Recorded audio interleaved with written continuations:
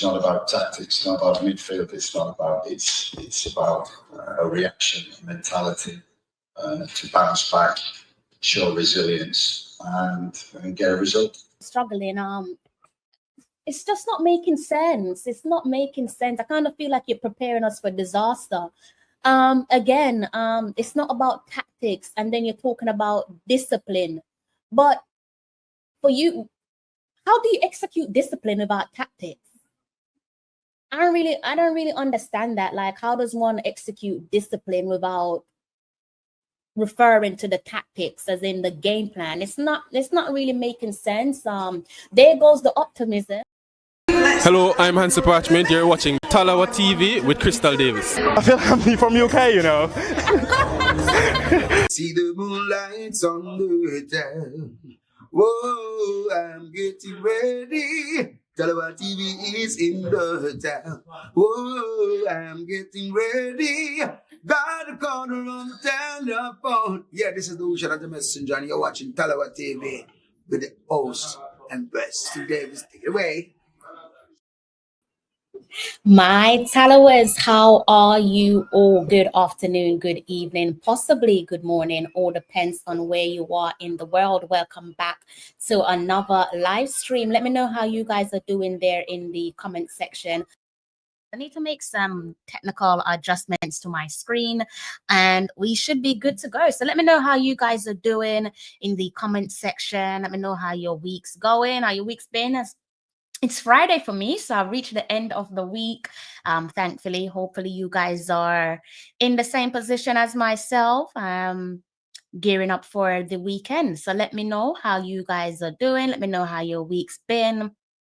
And just the usual stuff. And please do try and utilize that comment section, because as I said, the live streams work best when you guys are engaging with the content. It just makes the conversation flows a little bit better, right? So do make sure that you hit the like button first and foremost, and also make use of the comment section. So I'm sure you guys would have seen this one already as it relates to the topic of conversation, Dujuan Whisper Richards.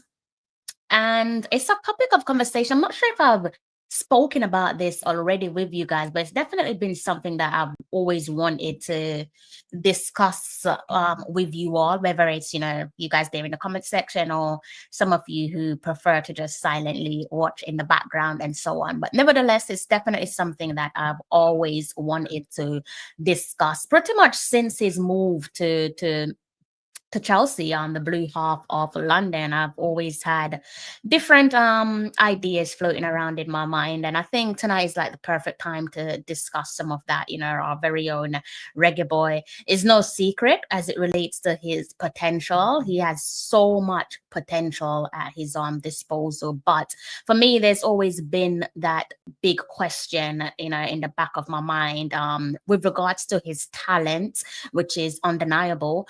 Where does he unlock it? Does he stay at Chelsea and fight for his place? And it will be a fight, because we know what Chelsea are like in terms of squad depth. You know, over the years, maybe the last decade and counting, or maybe even more, we know what Chelsea are like when it comes to squad depth. I remember many years back, there used to be conversations about, you know, how many loan squad Chelsea have like out there. At some point, I'm sure I heard people talking about Chelsea have like, I'm not sure if there's an exaggeration, but I heard people within like football community talking about they have like 5+ squads out there on loan. Again, I'm not sure if that is an exaggeration or if it is facts, but nevertheless, we do know that they do have a massive squad depth, and you can only look at the number of players there that they have sent out on loan. I think that kind of speaks for itself. So as I was saying, it's always been in the back of my mind in relation to Dujuan Whisper Richards. You know, does he stay at Chelsea to unlock that potential that he has, or does he go somewhere else, you know, in terms of any potential loan move that would suit his game? Or in the maybe near future, probably near future, because the young players these days, they're not willing to just stay in academy. They're not willing to just play academy football. You know, they don't want youth football. It gets to a point where they, and rightfully so, because they can look at their peers, their age mates, and they're seeing that they're playing for reputable clubs in respective leagues, be it your Bundesliga, your Premier League, La Liga, and so on. So it is possible. I think it's become more common now where you see those young players there that just not settling for less. And why should they? They've had to give up so much in terms of discipline and being so committed to their craft that of course you want to reap the rewards. And nowadays it seems like they want to reap the rewards as soon as possible. Whether you want to call that immediate gratification or not, that's entirely down to you guys to decide that. But we can see that younger players these days, they want first team football, and you can probably see that at your own clubs, the clubs there that you guys support in the Premier League and so on, that young players want first team football, and you cannot blame them. So with that being said, to reiterate, I'm going to be looking at where Dujuan Richards currently stands as it relates to him being a Chelsea player, and whether or not a loan move is probably the right decision to make at this point in his career, or maybe not a loan move, but maybe even consider a permanent move away from Stamford Bridge. So let me know what you guys make of the conversation as I go along. I do want to hear from you guys. I want to hear your opinion. I want to know if you think he should stay at Stamford Bridge and, you know, see how it goes in terms of fighting to break into that first team, whether you think it's best for him to go out on loan, or whether you think he should just, you know, seek football elsewhere. Because let's remind ourselves that we are in the World Cup qualifying year, and you know the Reggae Boys are going to be seeking to qualify for their first ever World Cup since 1998. That all counts for something. I'm sure Richards has aspirations of wanting to be part of the World Cup qualifying squad, and one way for you to do that is to be playing a regular football, whether that's with the underage group, or more so potentially for a lot of people with the first team, again, be it at Chelsea or elsewhere. So there's plenty there to discuss. So do let me know your opinions there in the comment section. Big up yourself, Danny Dread. I hope you are well. I hope you are in good health. Be interesting to hear what you think of Dujuan Whisper Richards and where he currently stands in his career and his development. So what about Chelsea U21? I'm not sure what you mean about that. I'm not sure if you're asking if I think it's a good fit for him. So if you want to go ahead and tidy that one up, you're more than welcome to. I guess we could go ahead and look back at maybe that announcement there from Chelsea, which is, I think feel like it's approaching maybe 2 years now since they made that announcement on Whisper joining them. So I guess we could just gloss over that to bring us all on the same page, and then I'll segue into the meat of the matter. So let's just go ahead and see if I can do a little shared screen with you guys. I think this is the right screen. Hopefully you guys can see that there in the comment section. If you can't, then do let me know. Once I'm able to see your comment, then I'll action whatever needs to be actioned. So obviously this one is taken directly from the Chelsea website.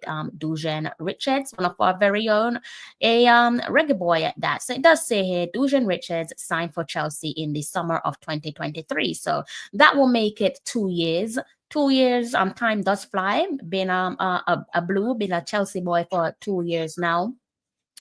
With the player officially joining in January 2024, following his birthday. So there's something there that I need to check with Richards.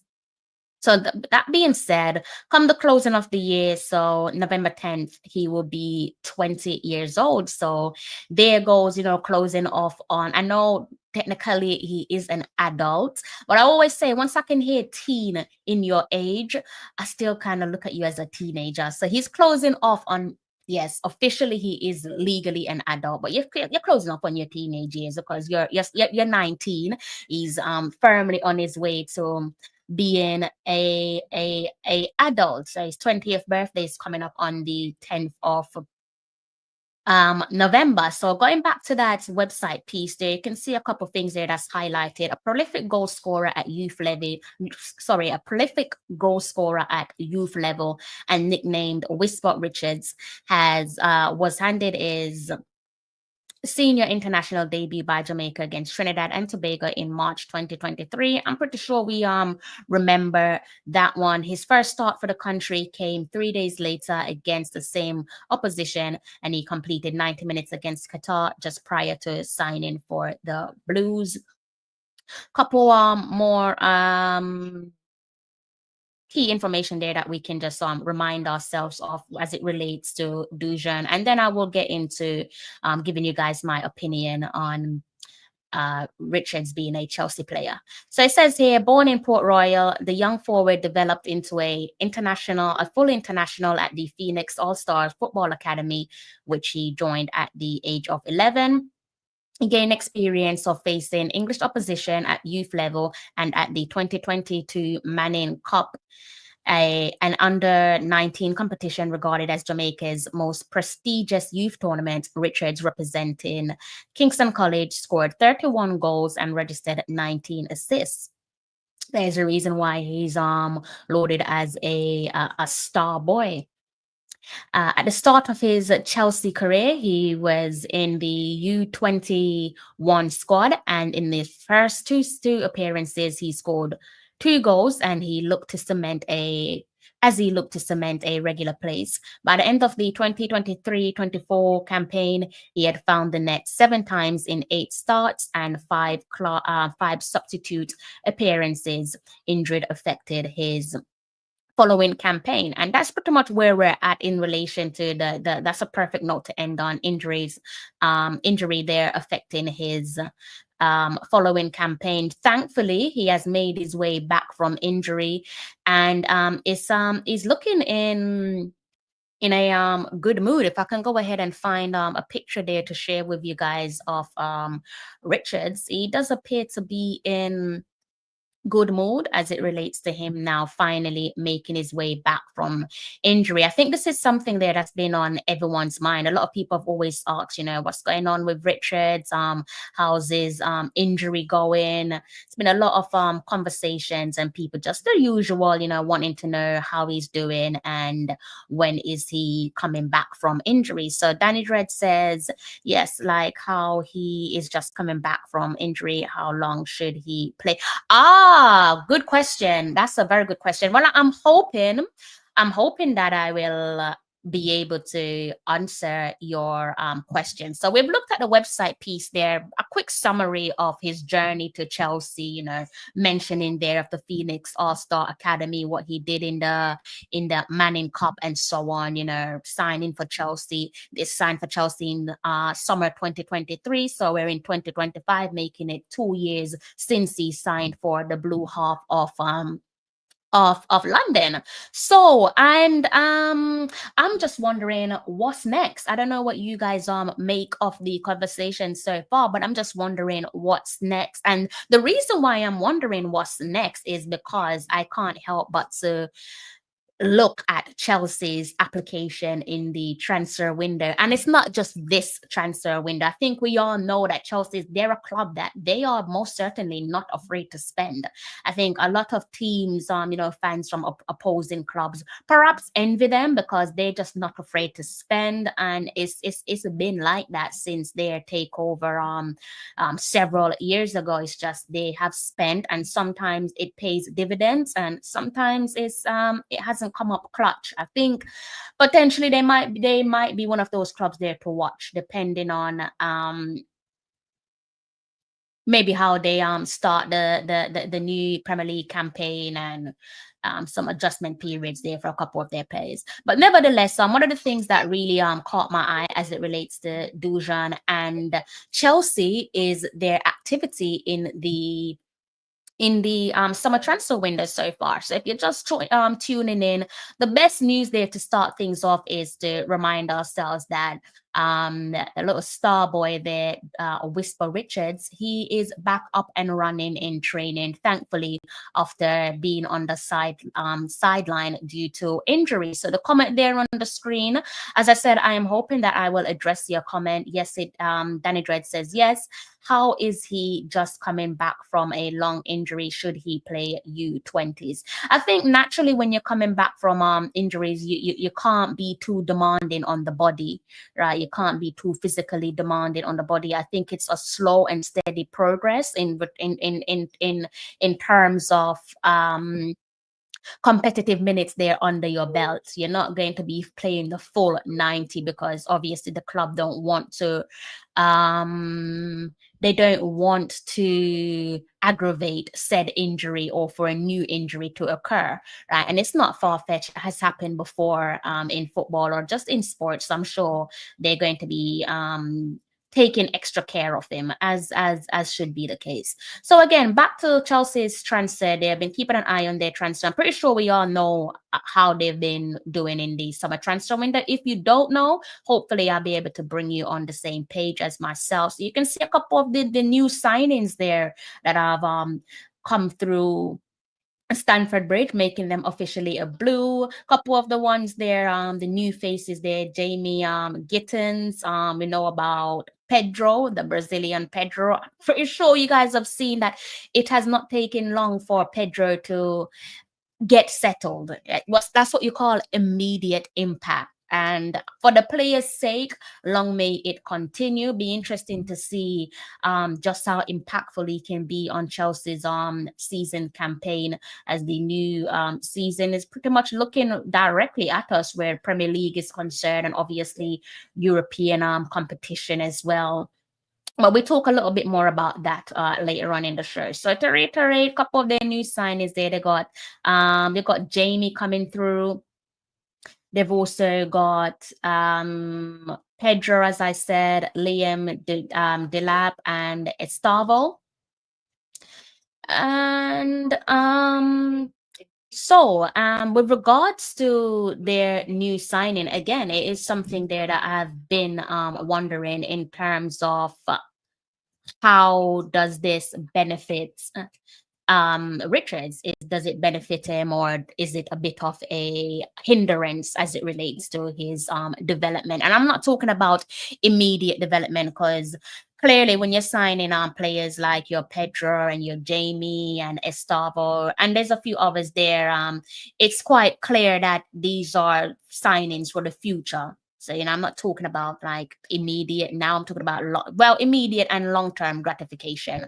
But it's not just about the players that have come into Chelsea. I also have to take into consideration there are a couple of the players that, in my opinion, should be on their way out of Chelsea. No disrespect to those players, but we probably have some potential what do you want to call it? Potential departures there on the horizon. His countryman, Raheem Sterling, I think it's safe to say that he doesn't have a future at Chelsea. I think someone that a lot of people have forgotten is Juan Felix as well, Christopher Nkunku. There's a couple players there. Even Nicholas Jackson. I'm sure Nicholas Jackson is probably, he seems like the type that would sit and potentially fight for his position. I'm not sure if he's going to be wanted at Chelsea in the long run. So if he doesn't make a move away from Stamford Bridge this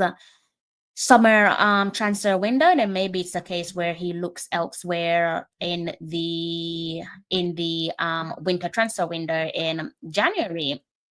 And obviously, as it leads to those departures there, one of the latest departure there that is, I am assuming now close to being announced by both clubs, is the one that's got a lot of people in a frenzy. It's taken here from David Ornstein. It says Arsenal close to full agreement with Chelsea to sign Noni Madueke. Clubs nearing compromising for 23-year-old winger to join AFC from CFC in $52 million deal, 5-year contract in place. England international in USA as talks enter final stages. And obviously we know he's in the USA because Chelsea currently they're in the final there of the Club World Cup, where they'll be taking on PSG. So that should make for an exciting clash. So yeah, again, in terms of Richards there, a couple of the things, as I said, that I've been pondering over is Chelsea's transfer window as it relates to their ins and their outs. I've already named a couple of players there that have come through Stamford Bridge as new signings, new official signings, a couple of their potential departures there. But in terms of how does it directly affect Richards, we have to think about the attacking the striker and attacking options there that Chelsea have currently. Yes, as I said, they are at the FIFA Club World Cup, but a couple of the players there that are already roaring to go and trying to get settled. Players there that I've already named: Liam Delap, recent, or I should say new signing there for the Blues, Nicholas Jackson. It's looking a little bit dark for Nicholas Jackson. Again, Christopher Nkunku. We can't forget Cole Palmer. Madueke, no longer a Blue, clearly, based on all the reports there that he's heading to North London with Arsenal. But we also have to take into consideration the signing of Pedro, and it looks like it's a immediate impact there from Pedro. And it looks like he's probably one of those players there that's potentially paid off his fee in quick time. Like the season hasn't even started yet. New campaign hasn't started yet, and it looks like it's money well spent for Chelsea and Pedro. And as I said, not a club that I support, but long may it continue. So I am looking at this deal with let me just go ahead and change my screen again, because I think we should probably focus on looking at Whisper. So let's go ahead and change this picture so it's looking at Whisper, because I think it makes more sense if I do that. Just bear with me. Should be able to see this one on the screen. I think this was an interview that I was reading an interview on the Chelsea website. I might give this one a read of you guys, or maybe you could read it in your spare time. Right. So in terms of is this a good place to be for Whisper in terms of his development? I think a couple of the things there that stands out for me is the familiarity. You always have to look at the familiarity when you're looking at players' development and their settlement period and so on. So as I said, it's been 2 years now since he officially signed for Chelsea. We know there was a period there by which he had to wait before he could officially link up with his club and so on. So that's a little over a year. That in itself is approaching 2 years. I think from the website pieces, there will be 2 years in January. So again, looking at the familiarity as it relates to the environment, he's already a Chelsea player, and by now I should think that he understands the culture of the club in terms of the values, principle, and expectations, and so on. And we have seen glimpses there where he has already trained with the first team. So I think with that being said, this then enables a smoother transition to the first team, given that an opportunity arise, or given if and when an opportunity arise. So when you're looking at, or I should say when I'm looking at, does it make sense for him to stay at Chelsea, or should he look at a potential move, be it loan or permanently? I think that's one of the things there I said, okay, yeah, so far it does make sense, because I should imagine at this point in his career, 20 years old, irrespective of the fierce competition there that comes with being a Chelsea player. And when you look across the board in most of the leagues, especially where Premier League football is concerned, the competition is fierce. it depends on the context. To be honest with you, competition and expectation varies depending on the context. And again, does it make sense for him to stay put at Chelsea for the time being? Another one of the reasons why it might make sense for him is that settlement period. I always look at settlement periods when it comes to new signings. I always consider those settlement periods there. And with Richards, it's no different, because obviously we know that he has his family to think about.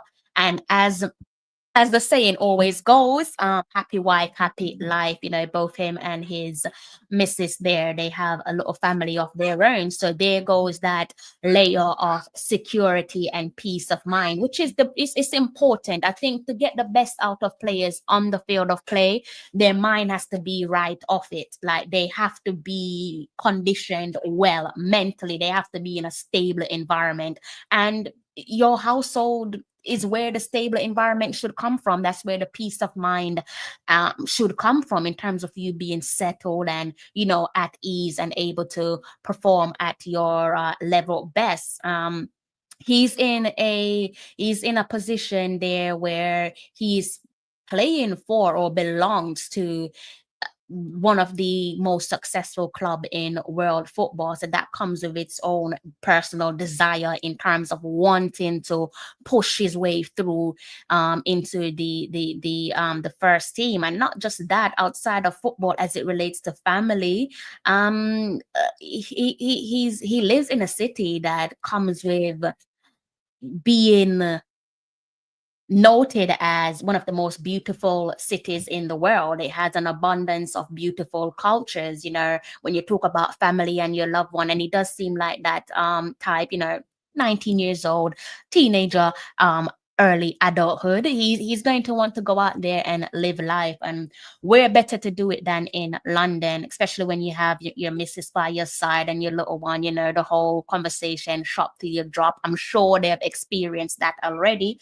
Long may it continue. You know, players from teams in, you know, that play for like your Manchester clubs, like Manchester United, Manchester City, Aston Villa, all those type of clubs, they come to London for a reason. You know, they come into London to for that experience. It's not the other way around. I'm not saying no players never gone up north from London, go up north.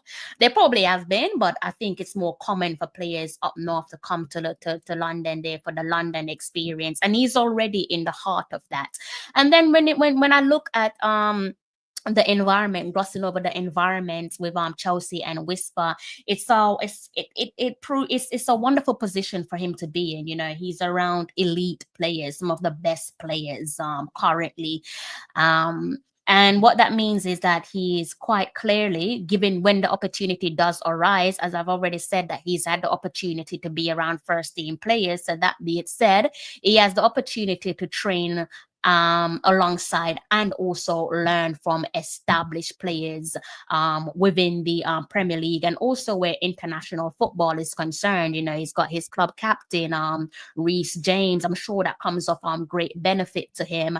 Also his compatriot, his countryman for the time being, because I think he's out the door anyways, but for conversation purpose, not only does he have elite players like a Reece James, but as I said, his countryman, his compatriot, Raheem Sterling, can also learn so much from Cole Palmer. And with the new players there that's coming into the dressing room, players there who have already found comfort in the Premier League, and I'm sure it will continue at their new club, Chelsea. You got players there that he can learn from, which also includes your Pedro and your Liam Delap.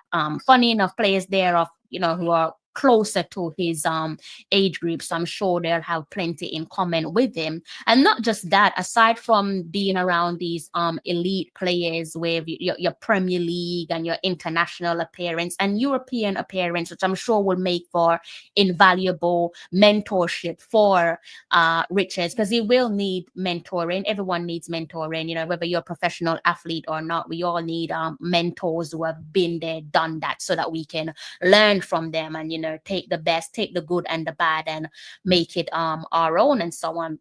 But adding to that, he's in an environment there that offers him the chance to develop his game from high level coaching. You know, he's potentially there if he does manage to get his his if he does manage to get closer to first team football, be it through domestic cups or the Premier League, then you know he's going to be doing so under Maresca, my apologies. And that is a coach there who we all know learned from Pep Guardiola, and that probably potentially favors Richard's development there in terms of the progressiveness and the attacking style of football, and that could potentially there significantly support Richard's technical and tactical development. And as I said, you know, as I touched on a couple of those competitions there, which I alluded to, just looking at the competition there that should be available at his disposal if he does, as I said, make his way into the first team. He could come up with being exposed to world class competition. One of those competitions there, irrespective of what you might think of the competition, while it is currently being played, is the Club World Cup. His team is out there in the final. Again, they're going to be playing against PSG. Interesting to see how that one pans out between them.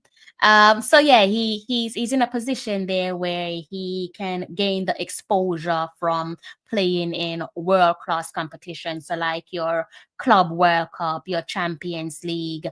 I'm pretty sure for a club of Chelsea's stature, a club of their ambition, that they'll be seeking Champions League qualification, Champions League football. So again, you know, it's the exposure there to these high stake competition. And even if it's a case of he does make his way, maybe like I said, it might not be an immediate thing, it might be slow and steady. Even if he does make his way into the Chelsea first team and he's not part of the starting 11 immediately, just simply being on the bench can teach him a lot. You know, being on the bench and getting those limited minutes there can most certainly help to develop his game. And it is massive boots for any player to fill when you're a young prodigy and you're on the bench of a Chelsea team. It's huge burden there on your young shoulders, but I'm sure if given the opportunity, he'll be fine. It does seem to be someone that's incredibly confident. I think he's a player there that does come with a lot of confidence. And also you have to think of, again, if he does stick around with Chelsea, there's a possibility there of him playing cup appearances, you know, playing in those domestic cups. Like I said, Chelsea will be aiming for Champions League football. Even with their squad depth, I'm sure you're going to be seeing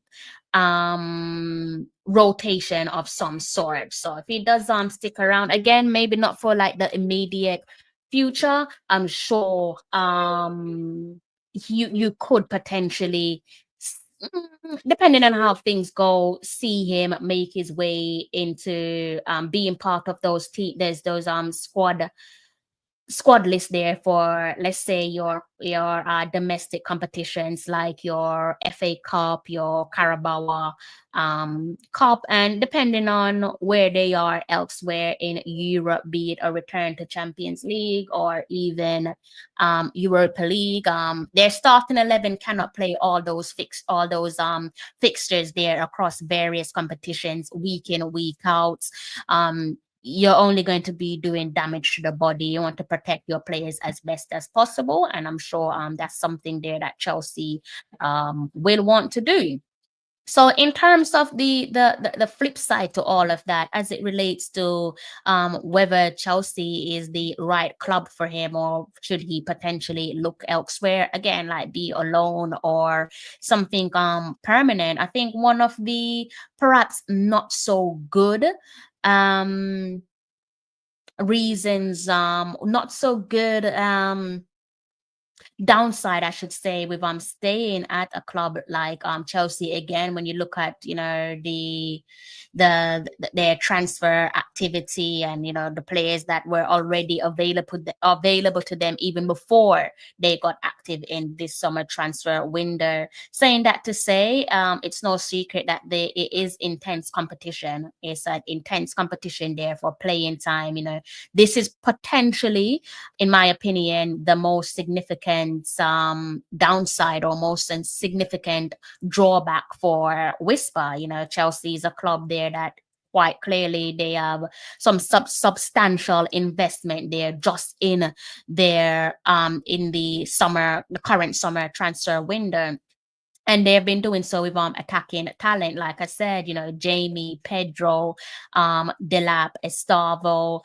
So that does make for fiercer competition where your striker and your wide forward position is concerned, and obviously that directly affects Richards if he does manage to make his way through to the first team. We've already gone over a couple of their signings. So them again signing your Liam Delap. I think that was probably, I think it might have been in the region of maybe some 30 million pounds. I can't quite remember. But not just that, to reiterate, they still have other players on their books as it relates to those attacking players, their strikers. Nicholas Jackson, he's still there. In Nkunku, he's still there. And once fit, you do have to wonder where he sits. It does seem like he's one of those players there that's, like I said, is going to be on their way out alongside like your Raheem Sterling and so on. But he still have a Nicholas Jackson, I think, ahead of him. I'm not sure how ahead of him how long Nicholas Jackson will be ahead of him. And that's only because he might not stick around. He might say, look, with the addition of like your Pedro, your Delap, my time's come to an end.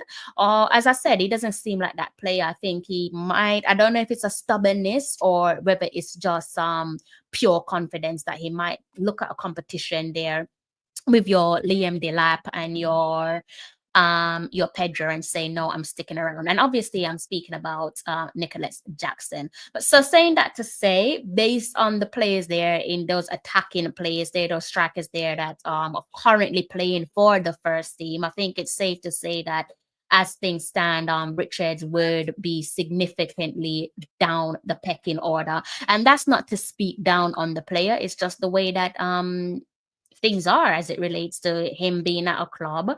And as I said, competition is fierce. And, in terms of it, not just playing as a striker, but if you look at playing as your wide forward, you got your Jamie, you got your Pedro. These are all like versatile attacking players that Chelsea could turn to. And I'm saying all of that, and I've not even touched on Cole Palmer in just that last bit of things that I've been saying to you.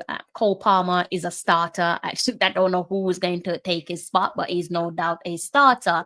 And, probably one less player there for him to worry about if he is talking about climbing up that pecking order. Is we already know that Noni Madueke seems like that deal there between Chelsea and Arsenal is finalized, and he should be announced as Arsenal's latest signing in due course. So what are other things there that I've been thinking about as it relates to Richards in terms of the downside of staying at Chelsea if he is seeking to chase those first team football, is you continue to wait around, and it's no secret that you do put yourself, and that goes for any player. Naturally, if you're trying to stick around and wait on your turn, you somewhat put yourself at risk of stagnation. So without consistent first team minutes under his belt. And like I said, young players these days, they are so ambitious, and rightly so, because they've invested so much into their craft, their moms and dads and their coaches before they became professional footballers. And even while they're professional footballers, they have put so much effort into their craft that they do want to reap the benefits So yeah, again, I'm talking about the risk of stagnation there. As I said, without consistent minutes under his belt, you do have to wonder what this could potentially mean for Richard's development, you know, because in my opinion, if you're not getting those consistent minutes there under your belt, especially as it relates to um men's football, so you want to put it men's football, I do think you kind of put yourself at risk of not reaching your full potential where your development is concerned. And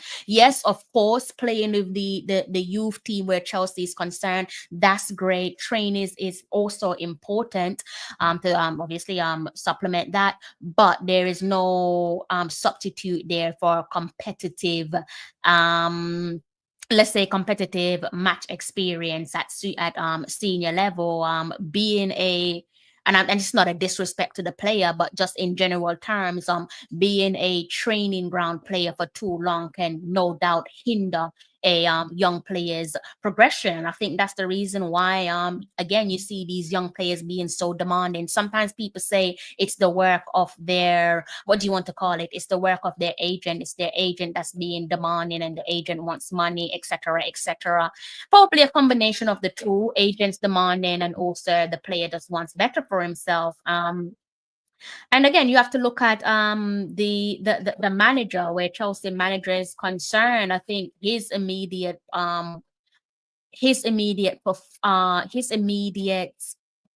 priorities, I should think, considering they did win the conference league, is immediate, and they also in the finals of the FIFA Club World Cup. So his priorities, I should think, is to add to that.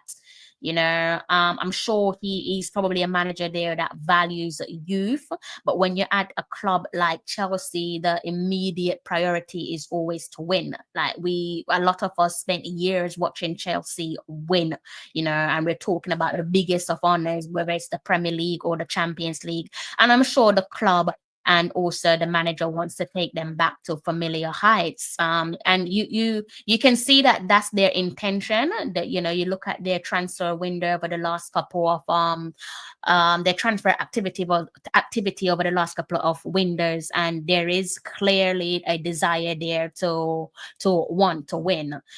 One of the downside of Chelsea is that they seem to have run out of that luck there that was extremely annoying. Like back in the day, Chelsea at one point, they had this annoying habit of sacking managers, and then the new manager that comes in, like, you just automatically win things. And I'm not talking about no Mickey Mouse trophy. I'm talking about, you know, trophies there with the big ears. I'm talking about respectable honors. So they seem to have so far, it might change, but it seemed to have not been working for them. But that being said, I'm sure their manager will want to put things right in that regard. And, you know, how do you go about securing those all important silverware? Is the manager is going to be relying on experience. He's going to be relying on more established players for those crucial matches there. So that could, on the flip side of things, as it relates to Richards, it could limit his opportunities as it relates to those necessary game time there for him to develop his raw talent. I think the opportunities will come in its limitation if we're focusing solely on what do you want to call it? Solely on first team football. So before I move on to the next part, let me see what you guys are saying, because I've not really turned my attention there to the comment section. See what you guys are saying. Whisper, all the best. He is the future for sure. Malik, big up yourself, Malik. I hope you're well. Know yourself. Whisper should bet on himself and get a loan and bet on himself, Sister Talawa. Big up yourself. Yeah, I think me and you are probably in the same boat. Peace Treaty. Yamal is 17, Estava is 18, and he's going to Chelsea's first team. Yeah, I think the pathway is different though. With Yamal, I mean Yamal, Yamal is a also the context is different, isn't it? Because Yamal is a Barcelona product, and I think Yamal is generational talent. I don't think we can argue with that. He's a generational talent, and Estavo, yes, the new his new Chelsea teammate there, where Richard is concerned. So it is possible. I guess the point that you're trying to make is the age, the conversation there around age. I don't think age is going to be the reason why you're not playing first team football. If you're good enough to play, I should think there's enough evidence out there as it relates to a number of clubs. If you are good enough to play, you will play. I should think for Richards, it should be the same. But again, context is important. The club that he currently belongs to in terms of his parent club is also important. He is not going to make it at Chelsea, says Peace Treaty. Tell you the truth, I do not see him playing in the Prem this season. Okay, so that all makes for some insightful opinions there. So it really got me thinking what's next for Richard, because I think you can see all the good and the not so good as it relates to why he potentially would want to stay at Chelsea. But then you look at the flip side and say, is this better? Is this a good decision there for your development? Again, he's closing off on his teenage years. Come the ending of the year, he's going to be 20 years old. And a couple of you guys there in the comment section have already touched on players who are younger than him and they're playing regular first team football. However, as I said, context is absolutely important. And let's remind ourselves that Richards has just made his way back from that lengthy injury, right? So then I'm thinking, what's next for him in terms of what could be good for Dujuan Whisper Richards? And I'm thinking potentially a loan move. I've always, since he made that move there to Chelsea, I was just like, maybe a loan move would be better for his development if you're talking about first team football. I also have my own opinions there as it relates to who I think he should have signed for instead of Chelsea. And it's not to say that I don't want him playing for Chelsea. Of course, it feels wonderful to say that a Reggae Boy is playing for Chelsea. I mean, who wouldn't be happy with that? We're delighted. I've told you guys on a number of occasions that I am so used to, back in the day, I really only had two players to turn to in terms of being proud, players there that represented Jamaica and played for Premier League clubs. So you had Bibi and you also had Fuller, Bolton and Stoke City respectively. So Bolton Wanderers and Stoke City, and that's really all we had in terms of representation on the TV. Kids nowadays, they're spoiled for choices, and I should imagine for a young Jamaican boy or girl to see that Dujuan Whisper Richards is a Chelsea player that carries so much inspiration. There's going to be people there like aspiring young kids there, aspiring, both boys and girls, aspiring to be like him, because what he is a product of it can be done. Dujuan Whisper Richards being a Chelsea player says that doesn't matter where you come from in life, it can be done. You can go to the top. And yes, people are going to say he's not at the top yet, but you definitely get where I'm going with the conversation. There's so much more work for him to do in terms of becoming the player that we all know that he can become, holding on to that star boy status, whether it's, by breaking into the first, the Chelsea first team or going somewhere else. So I'm thinking about a number of things. And one of those things that I've been pondering over is, what's next for him. So, I'm thinking potentially, and again, it all depends on how his body reacts to bouncing back from injury. Again, I am assuming it's going to be a slow and steady process. You don't want to aggravate that injury there. So it's going to be him just slowly getting his way back into match fitness. It's one thing to be fit, but it's another thing there to be match fit. And again, we are in World Cup qualifying year. I've already seen people call for him to be part of the FIFA the World Cup squad, where the Reggae Boys are concerned, and towards the latter stages of the year when we go into those World Cup qualifiers. I'm not sure if that makes sense just yet, because currently, he's been out of action for a while, and why would you just off the back of that, knowing that he's been on the sidelines through injuries, a little bit rusty, why would you then want him to be part of the World Cup squad immediately? But that makes for a different conversation for another time. So going back to what I was saying, pondering over what should his next step be, and I think potentially again, seeing the ambitions there from younger players and what they desire and what they want, I think the next best solution there for Richards is potentially a loan move,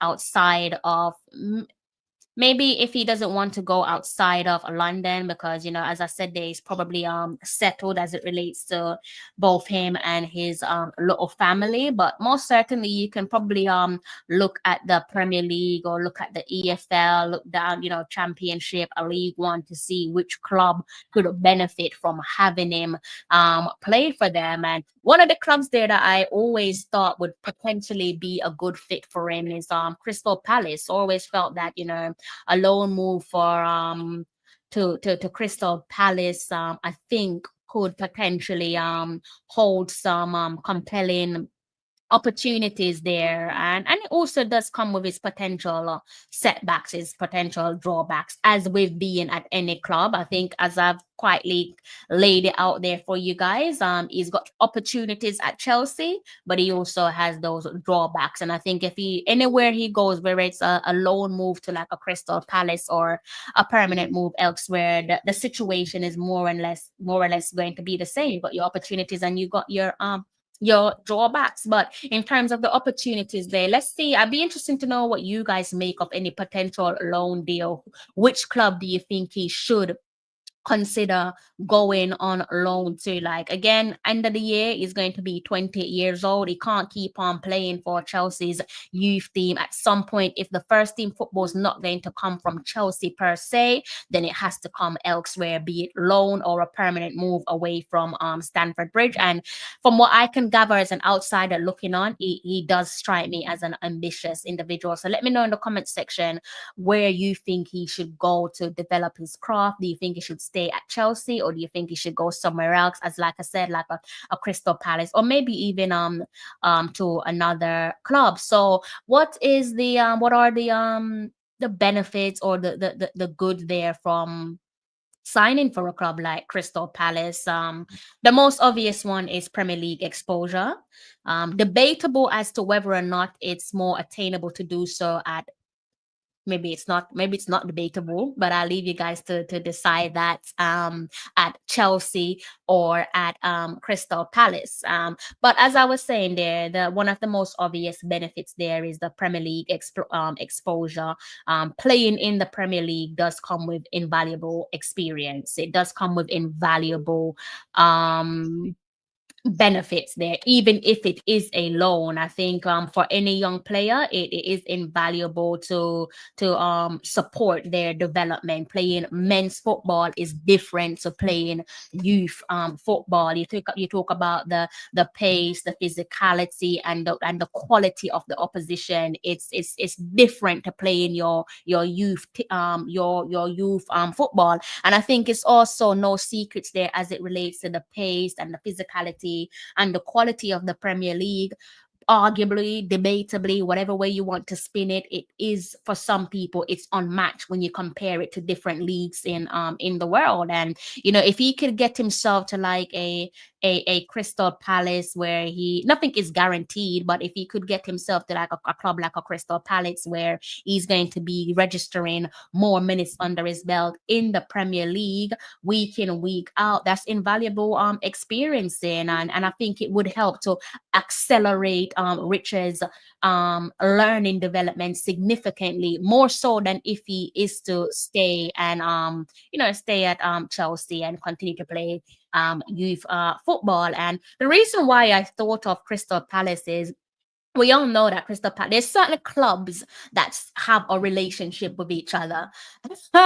Arsenal fans are probably annoyed that them and Chelsea have a relationship together, and history shows that you do have a relationship. One's a mug and the other is feeling quite proud of themselves. I'll allow you guys to decide who is who.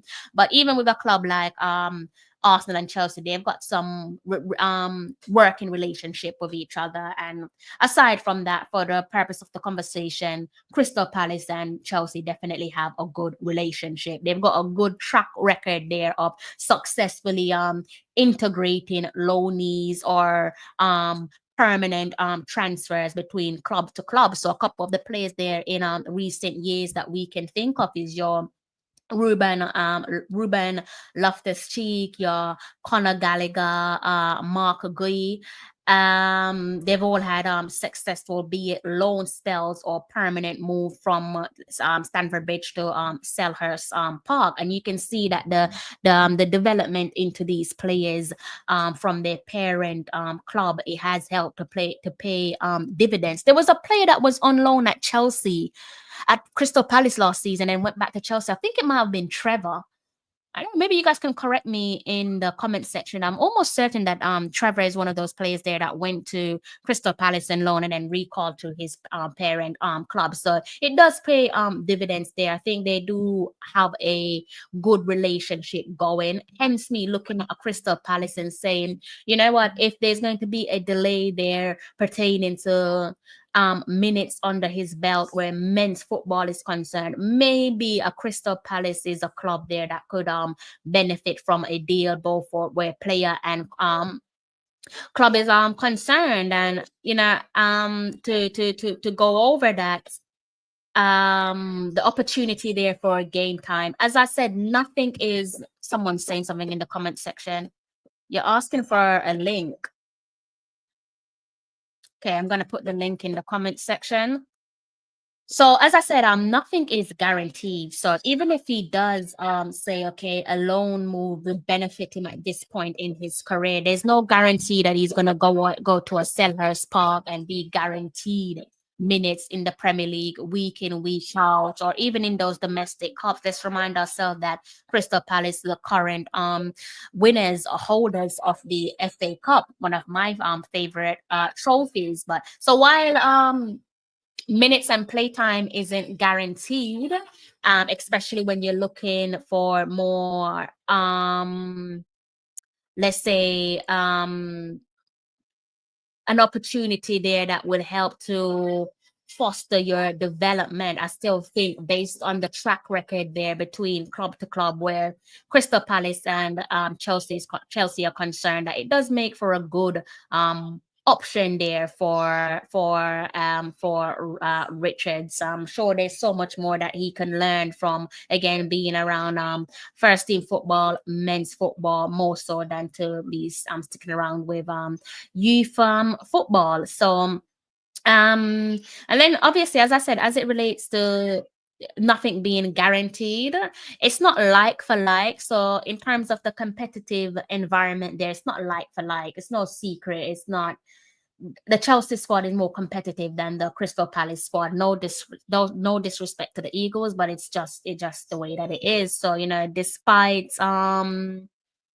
being not really sure what's going on with Crystal Palace and their hopes of playing in Europe, I don't think anything has been finalized. Obviously, if he does go to a club like a Crystal Palace, not sure if they're going to be playing in the Europa League this season, or if they're going to somehow secure European football again next season, depending on how they perform in the league, or whether they can hold on to that FA Cup. But if he does move to a club like a Crystal Palace, if they continue on this positive trajectory, then there goes the opportunity there for a Whisper to also play some European football, which again would only help to better his development as a player.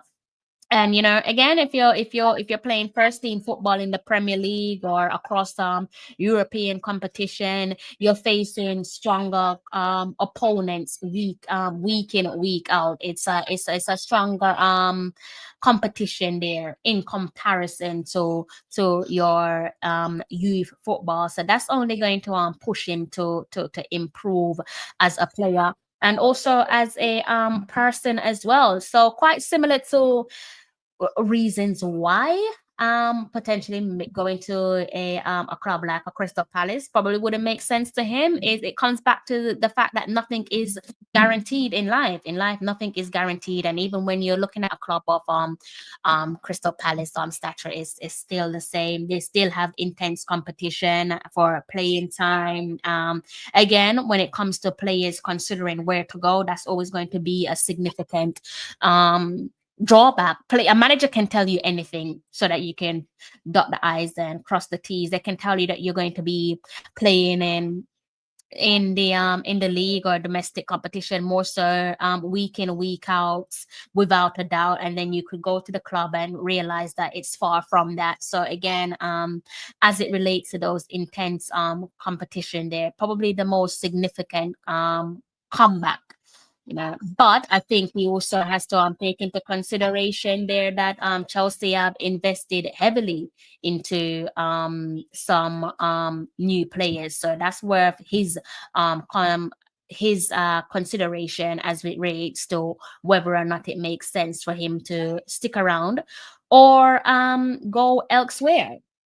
I'm not sure what decision he's going to make. So, but back to Crystal Palace. Does it make sense for him to go to a club like Palace? I think even with Crystal Palace as it relates to the competition there, while he might not be and it's no disrespect to the club, but while he might not be competing with top tier strikers like that at Chelsea, is still, for instance, have other players there that's worth some form of consideration in terms of, can I take the those players spot. And Mateta being one of those players, can he come in and immediately take a Mateta spot? So there's always going to be that option and that consideration there pertaining to whose spot are you going to take, how fierce is the competition, is it going to benefit me in the long run.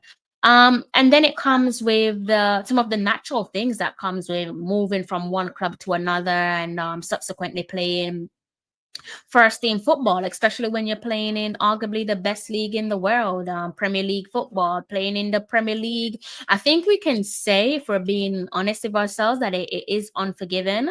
Premier League football is absolutely unforgiving. So I'm not sure, as again, looking as an outsider looking on, it does strike me as one of those confident people. It does seem like a very confident and self-assured young man. But even that, when the fans turn on you, it's a different ball game. Obviously not wishing anything on him, but there does come that layer of pressure when you're playing Premier League football and things aren't going well for your club and people are looking at you and you're loaded as this star boy and this big potential. There is an abundance of expectation there for you to perform. And player like Richards, it would be no different. There's going to be play the club and the fans there wherever he goes, whether he stays at Chelsea or whether he goes to South London, from west to south, it doesn't really matter. There's going to be some pressure there from the fans, from the media, and that can be intense for any young player. It can be a lot to deal with mentally. So that's something there to consider if you are a Dujuan Whisper Richards as it relates to where he should go, right? Then you have the tactical fit. Does Crystal Palace tactical fit suits Dujuan Whisper Richards? Again, this is just my opinion. Hold on, I gotta stick a pin in it. So I've got someone in my studio. I don't like to keep people waiting, so I've got to stick a pin in it, guys. Before I continue with the rest of the show, wanted a debut for yourself on the show, Mr. Rick Royal. How Yes, you're correct. You're correct. how are you? I'm fine, thank you. Good evening. How's your day going? My day's going fantastic. Awesome. How Awesome. was your day? My day's been going good, but I've been thinking about transfers and obviously looking at Richards and what the future might hold for the young man. So yeah, I've been thinking a lot about our players. Yeah, man. It's good. It's good to know, man. We always gonna want to know what's happening with our fellow Jamaicans. Want to see what's going to happen to them, man. You have shown great interest, so we have to big you up for that always. You know Thank what I you. mean? So I think if I'm not mistaken, correct me if I'm wrong, but you're his dad, correct? correct. You're correct. Okay, good. I didn't want to like put out the wrong information. But so first and foremost, well done to you for raising a good upstanding citizen, a person who has been able to develop his game to the point where he has come out of, I am assuming, humble beginnings, right? And he has now positioned himself where he's officially a professional footballer. So well done to yourself as his dad and also his mom and extended loved ones who have helped to make him what he is today. Okay, so thanks very much. I appreciate that. Those things are not extended to people like us, which we play our part as parents, which most important to get the child here on earth first, and then the child will show you what they want to do in life, and then we as parents try to be that guidance to whatever they want to do in life. So, when he starts showing that he wants to play football, I just wanted to be that person that's, I was always in sports. My dad works for the government, so he was never there for me. So Oh I wow, I'm make sorry to hear that. so I made sure that I see where I could have excelled more in what I do, because I play all sports, when I was younger, and I excel in all. Mean playing volleyball, basketball, cricket, athletics. From prep school coming up, I'm always into sports. So, Yeah, but and my as a my dad sports had a background. career. So Yeah, he has his career and he wanted to do what he wanted to do.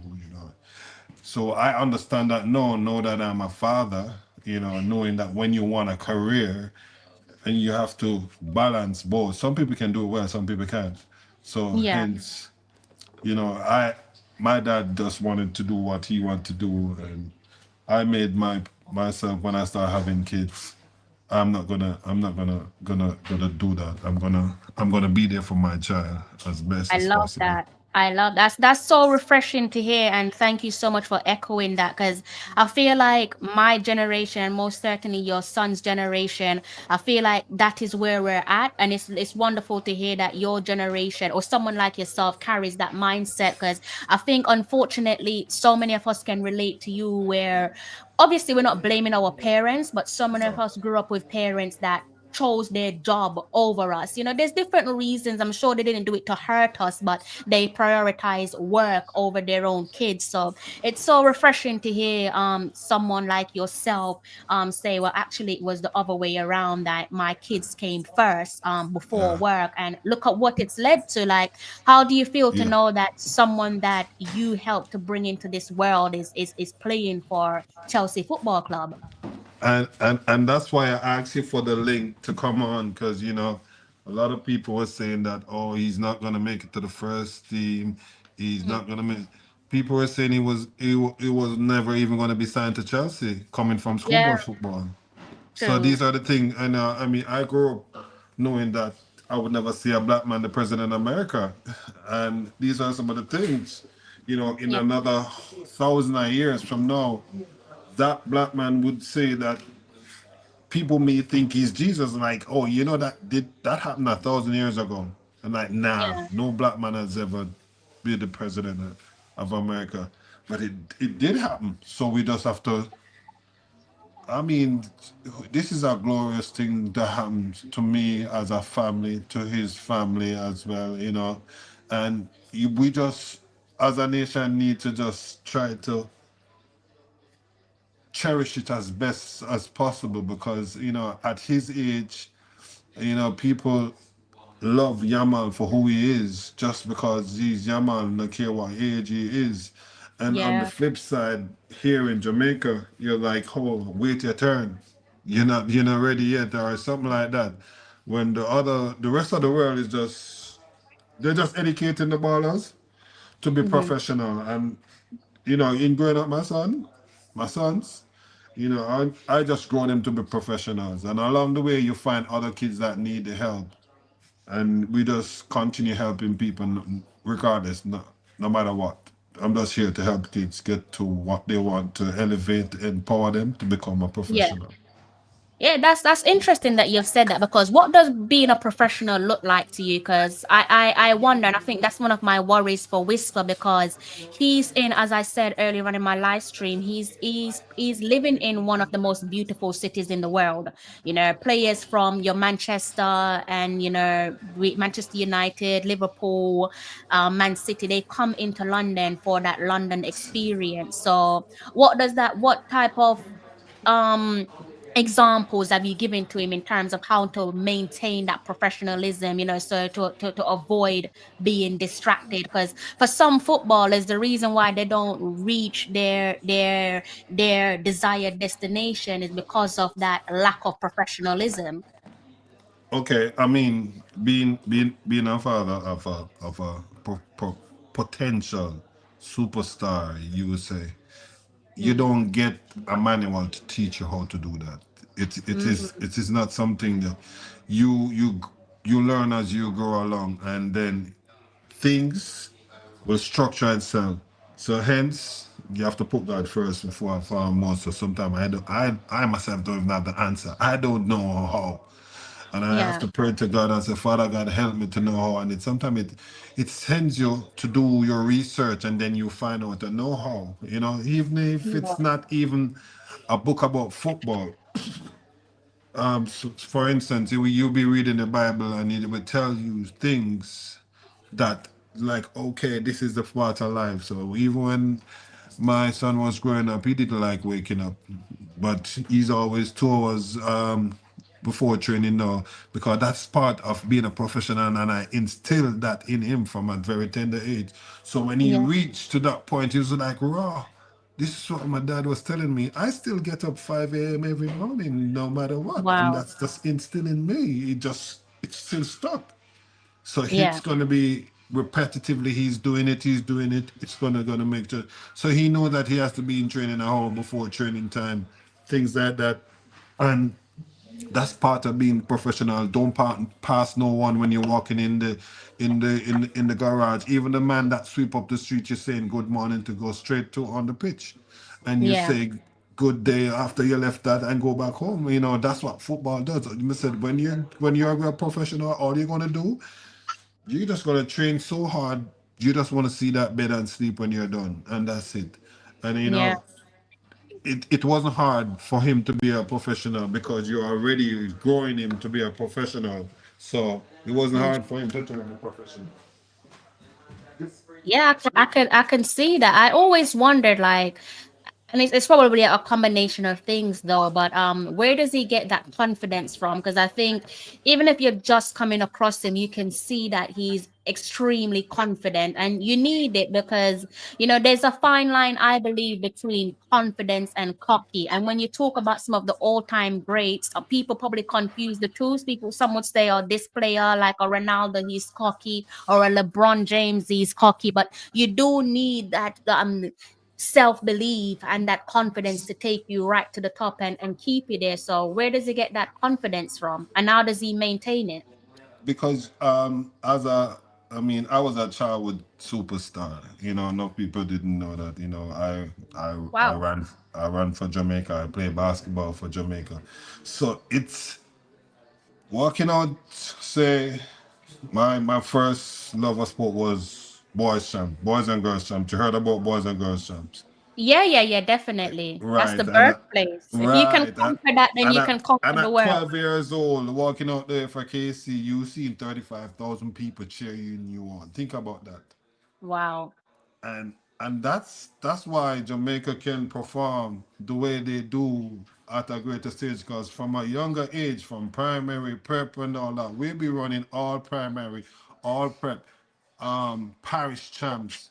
We've seen all these athletes, so we know who and who can beat me already, even before I become a high school runner to be in this 35,000. And Yeah. to say that, when you walk out on that track to represent the school that I represent, you're not really walking on the ground anymore. You're bouncing, you're like levitating, because you have so much high level of confidence. No, that 35,000 becomes nobody. It's just you against that world. You becomes invincible, Yeah. if you know what I mean. And that's what Yeah. I was taught at a tender age at Kingston College. You're the best. Nobody can beat you. You're gonna be the best. I'm gonna train you to be the best, and you're gonna be the best. Mm-hmm. So hence it say the brave may fall but never heal. That mean that I will run 10 times and I will lose 9 race. And when I start winning that one race, you never stop seeing me winning. And I teach him, yo, this is the way you're gonna live your life. Yeah. There's gonna be obstacle. Get up, brush off your knee, and let's go again. So when I say, yo, daddy, me just getting me tired. My hamstring did hurt me last night. I say, yo, well, it's time to go again. We ice it when we reach a training, but do some sit up when we reach a training, time to go. And that was it. So you know you have to go training even if you're injured. So you said, yo, coach, my ankle swell up, so I couldn't come to training. No, that's not the case, brother. You have to go. It's a must. And this is so it was easy for him to do what he does, and for people to accept him. They're like, raw, this bro is already a pro. You understand? Yeah. He was already Yeah. taught. He already taught that way. You understand? You don't have to be asking him or worrying about where did you get that from? Where did you learn that from? You know, it was embedded in him in something like that. And this is what happened from school days. And this is why teachers tell you to come to school early, put your shirt in your pants, because you're doing a job. So you have to dress towards the job. Absolutely. So that's why Absolutely. you have to go training early. It's the same thing that you're doing repetitively from school days till you be starting becoming a professional or you have your own business. Yes, So natural for him. exactly. So it was easy. And it's not only one. I have a smaller one now. And Oh yeah. Does he play football as well? yeah, he's on the same path. Oh wow. He's on the Sound like you same got a path. little little football factory. There might be a documentary that needs to be made on you at some point. Oh, it's, yeah, you have to do it on my dad, because my dad has a son that plays NBA. He has a grandson that plays football. My other son now That's plays football. unbelievable. So, That's yeah. that's unbelievable. So who's your family that plays the NBA? Oh, Nick Richards, he plays for the Suns now, along with Kevin Garnett. That is unbelievable. So I mean, now it all makes perfect sense. That is like father like son, or like grandfather like Right. So you have son. to you are gonna watch the lineage. So you have to big up my father, because he made two out of his lineage, two kids that made it to the top of whatever sports Unbelievable. food chain. They made it to the top, because my brother was the last person from Jamaica that made it to the NBA. My brother left Wow. Jamaica when he was 14 years old. Jesus, wow. Well, big up Father Royal then, because he's Yeah, definitely yeah, yeah. blessed us with something to savor. That's incredible. But as it relates to, and long may the successes of your family continue, especially with your little one. Hopefully his Yeah. career flourishes, and he's able to align himself with Whisper, or maybe even surpass that. We obviously want good for the young man. But I also, one of the things when I was putting this live stream together, I was wondering, I'm very big on well-being and taking care of your mental well-being. So I was wondering, how has he been mentally? Because it must be frustrating when you're on the sidelines and you're seeing your teammates are playing and you just can't do what you want to do because your body's not allowing you. So how has he been mentally, and how have you been able to give him that right support that he needs, so to avoid his mind wandering, because the mind is such a powerful tool, and it's so easy for you to get into those dark and lonely places. And that's where us as parents comes in. You Mm, know, you will go to a dark and lonely place. And I still go to my dad when I reach that dark and lonely place. And yeah. he can give you pointers, what he thinks will work. Sometimes it works, sometimes it doesn't work. All I have to do as a parent is give him pointers. You know, you're an adult now. You gotta do what you gotta do. You have to make the decision that you want to make, what is best feel possible. You know when that body say, "Yo, I can't go no more. It's shutting down." You know nobody can. So at that point, you know you have to shut down, and you can't push it because you're only gonna cause more problem. And we know that we teach you that from a younger age.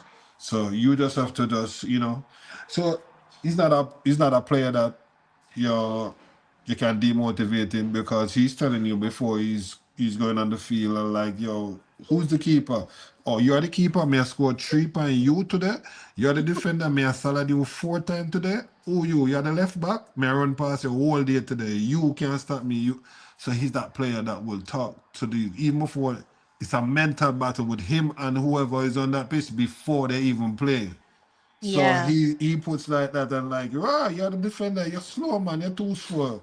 And he will like, if it's the second time he's playing like you remember when we run past you and kick it in your net? A 2 more may I Yeah. score upon that today. He's that type of And player. yeah, it's so funny that you've and obviously you only know more about the player when you get have conversations with people like yourselves who know him best, or reports. But that is such what, as I said, one of the things that always stood out to me about Whisper was his confidence. But Yeah. touching on what you've just said, listening to what you've just said, and they're not the same, and forgive me for saying this, but that could be Yes. one of the reasons why Chelsea have signed him. But based on what you've just said, the player that came to mind is Diego Costa, Yeah. right? Chelsea love having that player in their team that aggravates the opponents, and Diego Costa was one of the very best at it. Can you see any similarities there between your son Whisper and Diego Costa? Costa, I've watched Costa, but I tell you who my son, I mean, remind me of the most. But Mm, I I'll tell you who I want him to be the best. Like, I want him to be a workhorse like Ronaldo. mm, And I can tell you now that he's born with that Messi syndrome skill that whenever the ball drop, he's end up with the ball at his feet at all times. But people comparison to Lukaku, but his mm. ratio of scoring is too high to be at the Lukaku level because once he get it in the final third, he's not gonna miss. It's too high. It's above 60, and that's high for forward. He's Yeah. not gonna miss. Left foot, right foot. So I mean, some people may say no to this, but there was a player called Kanu. He remind me so Oh much my of gosh, yes, Kanu. Arsenal's Kanu, yes. Yes, same type of player, but he's just to me just the same skill set, the same tall, but he's bigger than Kanu, he's stronger than Kanu. But Yeah. you remind me so much of Kanu, me watching football, and to me, I was like, you don't even know what you have because Kanu was just a magician to me. You Mm, understand? I yes. see Kanu do some things, but he kicks the ball hard like Christie. So that's the comparison. Kanu don't kick the ball that hard. Mm. Before he was 12 years old, I had to take 3 kids to the hospital for broken hands already. Before he was Really, 12 years. goalkeepers. Goalkeepers, yes. He's got a bullet foot on him. He got a gunshot on both foot, and I was like, yo, you can't make it unless he used to. So by the time he was 12, he was slow. So they used to. I remember when he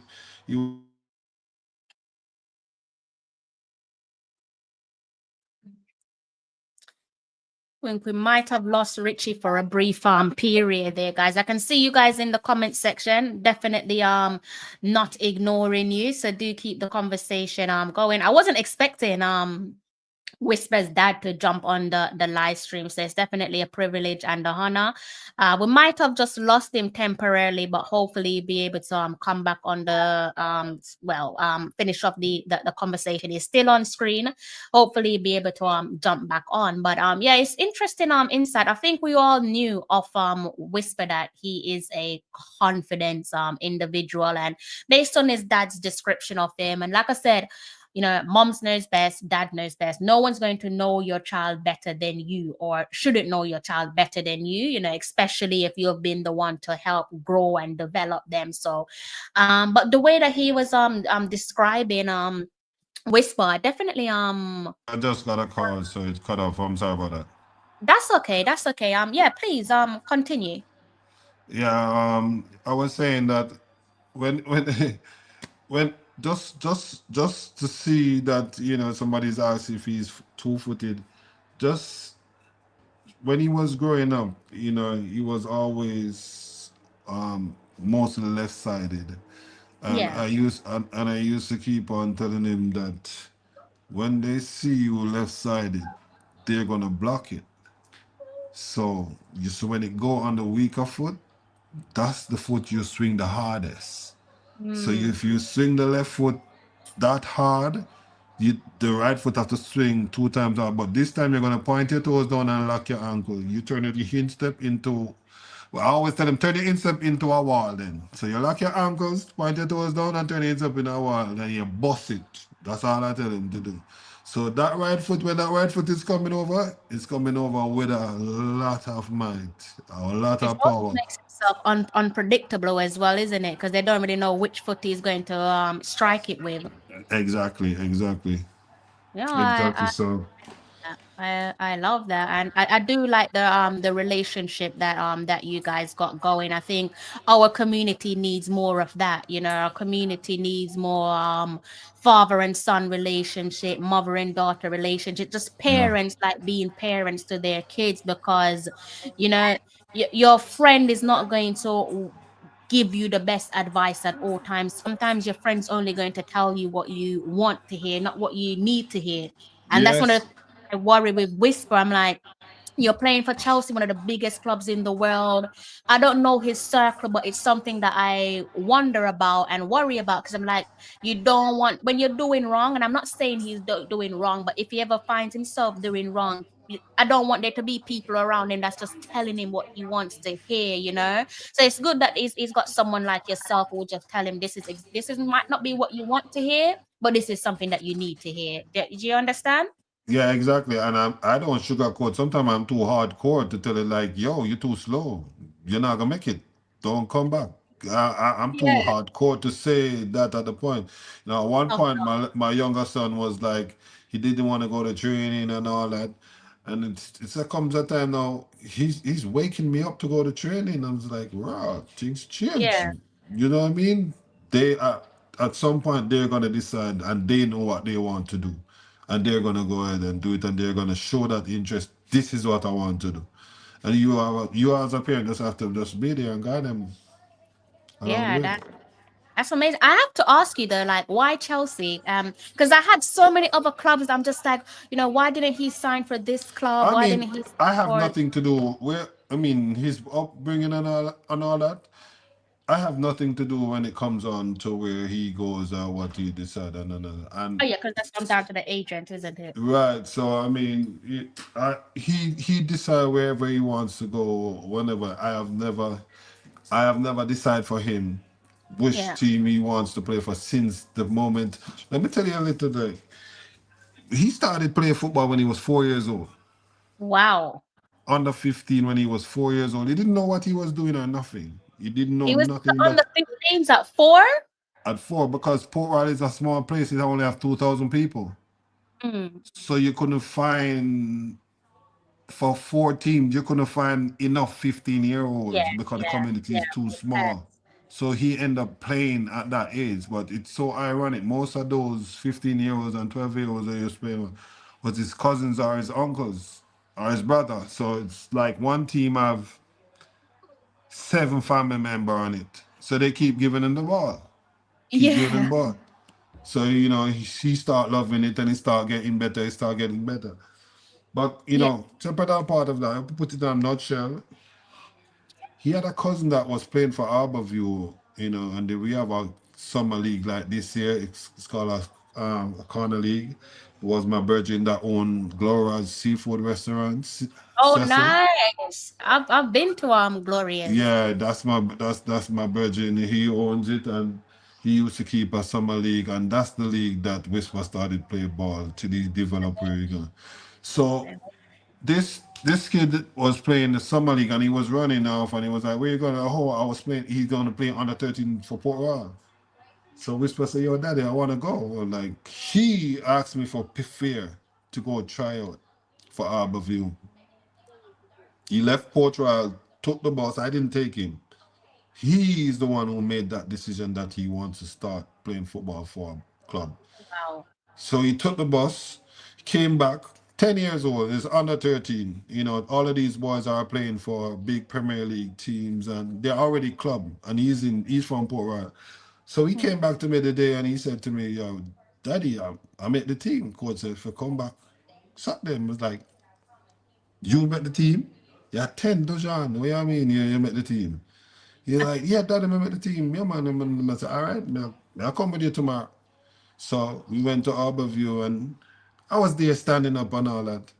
I'm an Arsenal fan, I must say, and them thing there. And I Oh, remember, are you? yeah, I remember Okay. coach, I like that.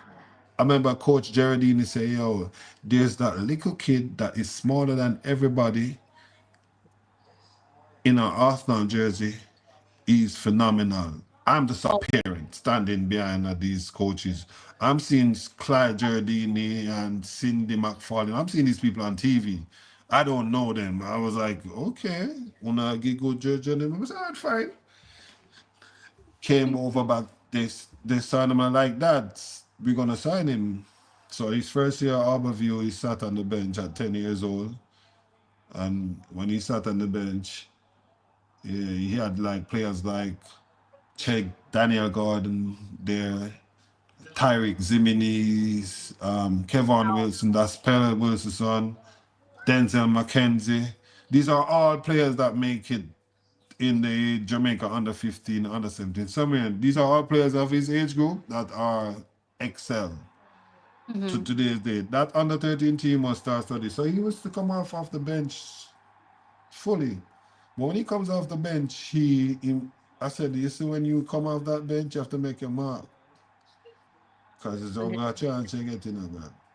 You have to So make again, your I've mark." learned something from him. So I've potentially even answered my own question in the long run. Is because based on what you're telling me, is this is a man that has high expectations for himself. So a bit Before, like your before, yeah, exactly. So I'm sure you're an Arsenal fan, like you said. So we would have seen players from Arsenal and across the Premier League or at Dujuan Whisper's age and across Europe as well. I've They're not seen them. doing I've seen you the know, Odegaard before he was Real Madrid. I've seen them. I've seen all he was these top. 15 years old when he Yes, went to I've Real seen Madrid, them. wasn't he? Yes, I've seen all that. I've seen all that. I've seen the as I said, it's the kid that his dad take him to.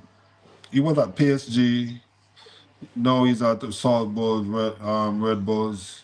Mm. What's his name again? Because he was the best young player at that age. Depends. Yes, that's who I start cop. I start copy his dad because his dad went everywhere with him. And Javi, when I start seeing Javi, so I said, let me see who's the best 13-year-old in the world. And then I start searching who was the best 13-year-old in Jamaica first.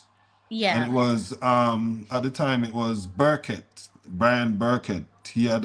They put up a video with him, Jamaican Neymar, and Yeah. it went almost to 1 million views. I was like, okay. So they said, you keep on recording because he keep on doing special stuff. So they said, keep on recording, man. You will catch them as they go along.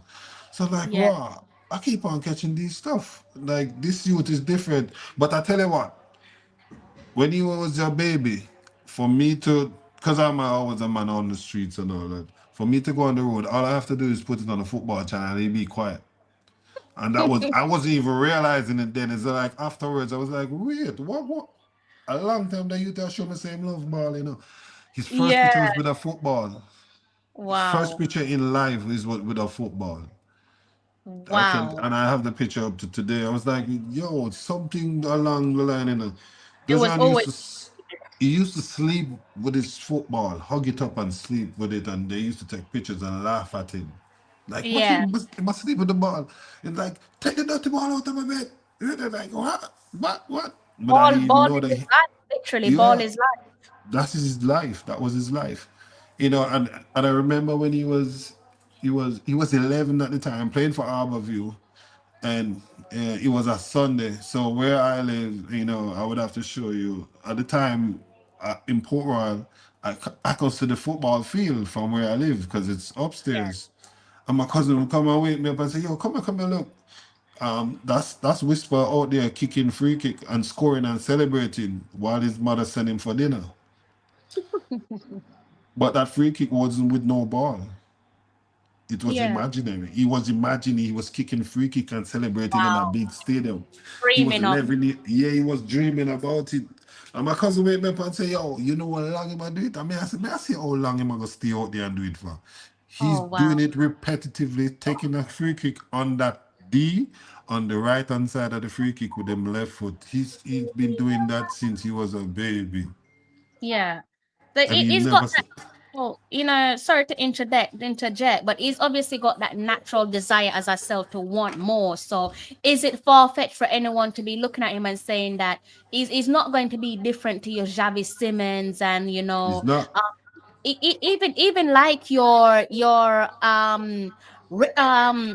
Amari Hutchinson? Yeah. Surely there's going to be a point where he's going to say, look, I'm going to have to try to if Something. we want to call it a miracle, he's going to be Yes. trying level best to make it through to the Chelsea first team. Or I am assuming, based on what you're telling of us, that he's going to be looking elsewhere, whether it's a loan or a permanent This move somewhere, because Li- he's ambitious. listen, I told these people the very first time when people was like, "Oh, why didn't he go somewhere else? Why Chelsea? Chelsea only piled up the ball at them." I said, "Listen, you see who that man is?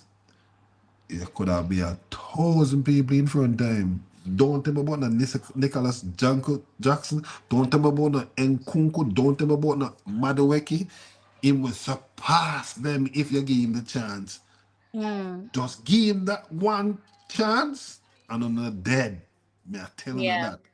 I don't care who in front of him. I don't care if it's Messi in front of him. That you there or him stay.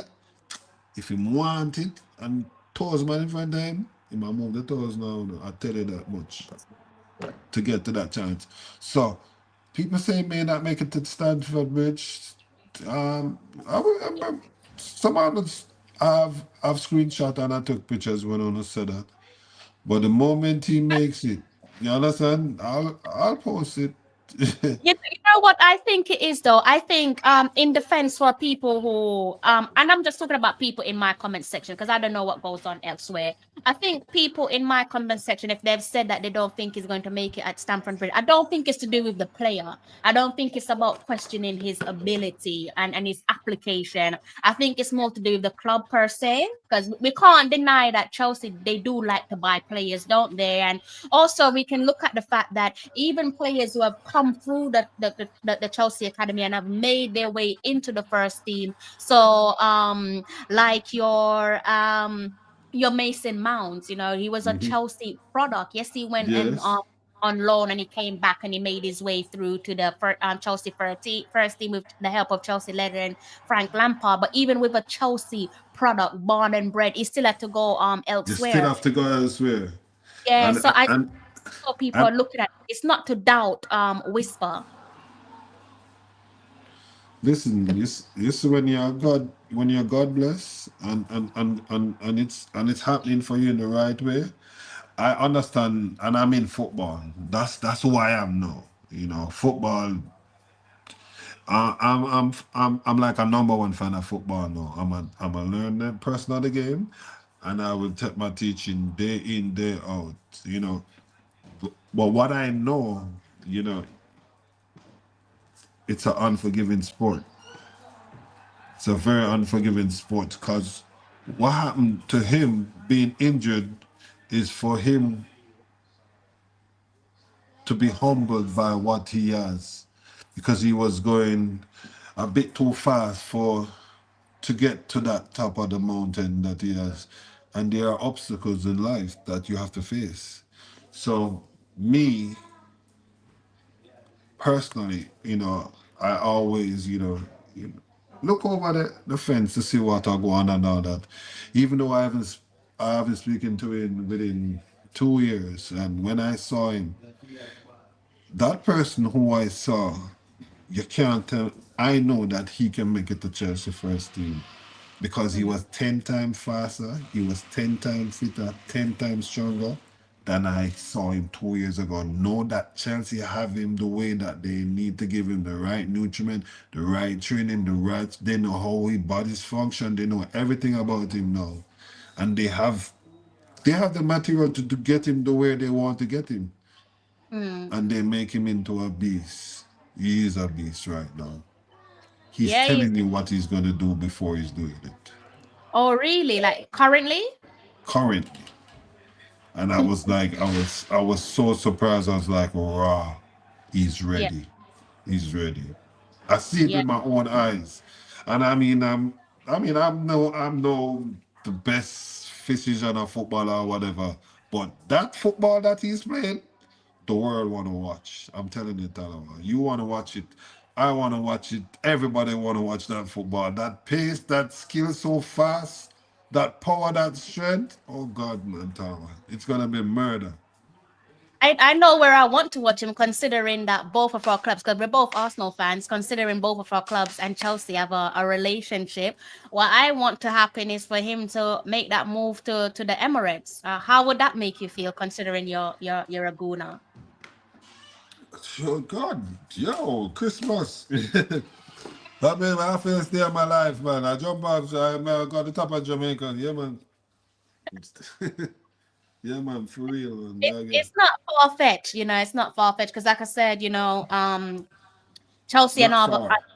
exactly, That's it's not far. exactly. And Noni, apparently, by the looks of things, it's reported that that's almost like a done deal, So his former teammate now, Madueke's, is a gunner. So it's not far fetched to think that in the future you And might have it. Madueke is one of the first person that is like raw. You're bad. You're a baller. Madueke is one of the first person who's like his brethren, his friend. You know what I mean? Yeah, man. And it's good to know that you see that. But he understand that football is business for Chelsea. He understand that. So if he's That's get a knock on his door now to say, listen, pack your kit, you're going to Timbuktu, that's the business. He knows that, yes. he talks with his uncle that plays the NBA. That's how it goes. You don't know when you're being traded. You're not asked if you want to go. You just get a knock on Yeah, your door and said it's time for you to go. And he has to yeah, be professional about it. And I said, yo, have a talk with him. Let him know how it is as an NBA player, for the past year, which is what, this is year number 6 for my brother. And yeah. Because it's more brutal, isn't it? Like it is that's rough. thing. It's I mean, you can obviously open us up to that, like, because just like you said That's with NBA brutal. players, Yeah. sometimes, I mean, you can correct me if I'm wrong, but sometimes it appears as if, as an outsider looking on, you only know you're going to another club, another team on social media. Sometimes, yes. Sometimes that's how it goes. For my brother going to Suns from the Hornets was like he was getting ready to go to a game. I was like, yo, you don't have the game today. Like, right, I'm not injured. What's going on, coach? Oh, sorry, I never tell you. You traded, You go to Suns. Wow, you have to be mentally to Yes. And he was like, oh yeah, mega pack up my kid. He didn't get a chance to pack up his stuff out his house or nothing. He had to just just have jump to on a go. plane and go to Phoenix, and that's it. Somebody else has to pack up his stuff. He didn't get a chance to say goodbye. He didn't say bye to teammates. He was just Brutal. a plane just came for him and he was gone. Out of here. Yeah, yeah, that's brutal. Is there Is there any friendly competition there between the two, so between Nick and Whisper, in terms of what each player there is trying to achieve in their respective sports, you know, be it the football world or the NBA? You know, Nick came here after a couple of years to Jamaica, and he was gladly upset by Minister of Tourism. These were like the people that they were there with him, and they literally told him that you're the only born Jamaican that is going to play on this World Cup team that Jamaica have. You are going to be the face of Jamaica basketball. And Whisper Unbelievable. said, like, okay, I'm gonna be the face of football of Jamaica. So Wow. you wanna be you're gonna be this Richard is gonna be the basketball and this Richard is gonna be the football. So they have their own goals and achievement that they need to get to, and they're working on it because they work hard. My brother is 7 foot and he works out so much that get him. So you think he's a 5 footer? You know, he never stopped working. You know, even on holiday now, Yeah. he's just working. He just has to keep going, and that's it. And Yeah, that's incredible. I could only imagine your what your family group chat is like. You know, you've got one that's a professional footballer for Chelsea, and you have one that's playing for Phoenix Suns. I mean, it must be a really good group chat. yeah, to add to that, the Phoenix Suns is a Chelsea fan, so we've been cursing out in the group chat all the while. Like, bro, when I really think they're gonna win this Club World Cup, and like, bro, we need this man. We broke. We gotta buy some players. And you know, my other brother is a Man U fan. I was like, nah, I can't win it. But it's a good make. Gonna make of monies without selling a player. Yeah, 80 million without selling a player, so you can buy whatever you want to buy. That them just are exactly. making a richer. So Yeah, and now, I think they get an additional 13 mil, something like that, if they if then they beat win it exactly if they beat PSG in the final. So that's a lot of money that they're making. without Again, like selling a player, exactly, and they're in the exactly. champ and they're in the Champions League again. So there you go. They're going to be doing a lot Good business. That's good business, though. That's good business. Regardless, who want to play hate all you want, but that's good business. You need to check up on Chelsea's financials, and we be good at that. yeah, You I mean, understand? how long do you think it will take until you see your son playing Champions League football, be it for Chelsea or someone else? Oh God, Champions League is even better. It would even be better because that's when they give younger players a chance to prove themselves first in Europe before. And how I know that this child was going to make it, in 2019, we went on a tour to Belgium and we went to play against Maastricht in Holland and a couple other places. But he was 12 years old. And I want to see where he is versus the 12 years old at Belgium because we went to Belgium. I want to see where he is at the 12. He doesn't have to be the best, but I just want him to see with the ones that are in good setup because we played against the Genk. The first time the team that he went to Genk. Genk gave them what? 22 love. But when Whisper went there, the game ended 4-3. Whisper scored three, and I was like, wow, what's going on? What's going on there? You understand? So Different, it's like, different yeah, game. it was a different thing, and it was a different player. He scored 100 goals in 3 months that year, 2019. 100 goals, because he was playing under 13, under 17. So he'll be scoring 3 goals or 6 goals on under 13 and one goal for under 17, go score three more. So on Mm, that tour, he scored like 28 goals jeez, wow, wow. in like 5 or 6 games. So he was just scoring, scoring, scoring. I'm like, even when I remember there was a parent group, and I'm like, oh, we won again, and I'm like, what? Yeah, who scored? Whisper until they start getting used to like. Tell me his Whisper score again. Like, wow, Whisper again, and then everybody's because he could never stop scoring, and at Mm. that trip, I was like, this child is gonna make it. He was just dominant in Germany, Belgium, France. I remember France, he was losing 6-0. and they sent him to left back. And that Moroccan kid that was killing the whole team, get 2 man red card and all that. It was Whisper, the 12-year-old that was stopping him. I was like, raw, left back? What's going on here now, man? Like, you were already losing 6-0. We got 9-0, I must say. But what he did, what everybody else couldn't do was and that was actually an under 17 game that he was playing and we got 9-0. But he Yeah. did what he had to do. I was doing my markings there and like, okay, you don't I'm not watching the score, but you do your job. You stop that star player. Yeah. When after he destroyed the team and we end up with 9 men and you have to play left back, he was notified. You notified that player. And he already scored 3 goals. I'm like, bro, get around the commander. Like they keep on to say, yo, Safa, just kick it and run on him. What's going on? No. There was the youngest child that he put on him and he was doing the best. So, you can see glitz and all it is that he was going to always do this, and I have to give God thanks each and every day. It's free to give God thanks. So I just give it to a free, and the receive of what you get when you give God thanks, you get it in billions. So why not use the freeness and get millions? Yeah.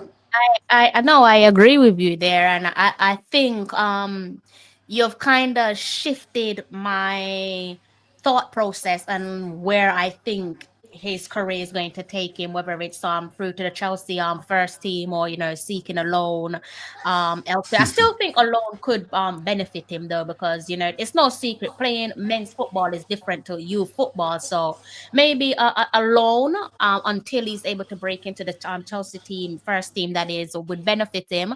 But also, I think I've repositioned my opinion because, again, I always had him down as someone confident, but knowing his Yes. family tree, just like you said, it all started with his grandfather. Is you're destined for greatness, you're destined for some success. Now I always say success is subjective. It's not just about winning trophies. I think it's safe to say he has a successful career at the moment. Like, this young lad has come all the way from Jamaica, schoolboy football, and he's playing for Chelsea Football Club. That's the club that he belongs to. So he's already on the path of, he's already kickstarted his successful career, and long may it continue. Would like to say it continues at my club, Red and Half of London, but if it's at Chelsea, then it definitely gets my support. Yeah, definitely. And I've seen the like of Ricardo Gardner and those boys that Yeah, they did it as well. Rudolph Austin, yeah, such more. They did it. They just need to buckle their head down and just do their job. Ricardo did it successfully for 12 years. exactly. So Exactly. he did well. You know what I mean? So it can be done. It definitely. Any man that can surpass that, Ricardo taking a club from League One to Premier League and then keep them up there for another 10 years. He got a testimonial game for him there. You can Yeah. talk to me, because so hats off to Ricardo Gardner. You just let me know what he has to surpass, because that is great achievement. Top man, top brass. Big up to you for that, man. Respect. Yeah, I mean, exactly. And it's not just both of the recorders there, Bibi and Fuller as well. And those are the two Yes. there. I always refer to them, as someone who born in Jamaica, grew up in London. I went to school with so many different kids from different cultures. And whenever you had those diaspora wars, the only players that I had to in my corner to defend myself was Bibi and Fuller, other Yes. country. Other I, I, I, Richie was, I'll, I'll open up to you and give you a little insight, really.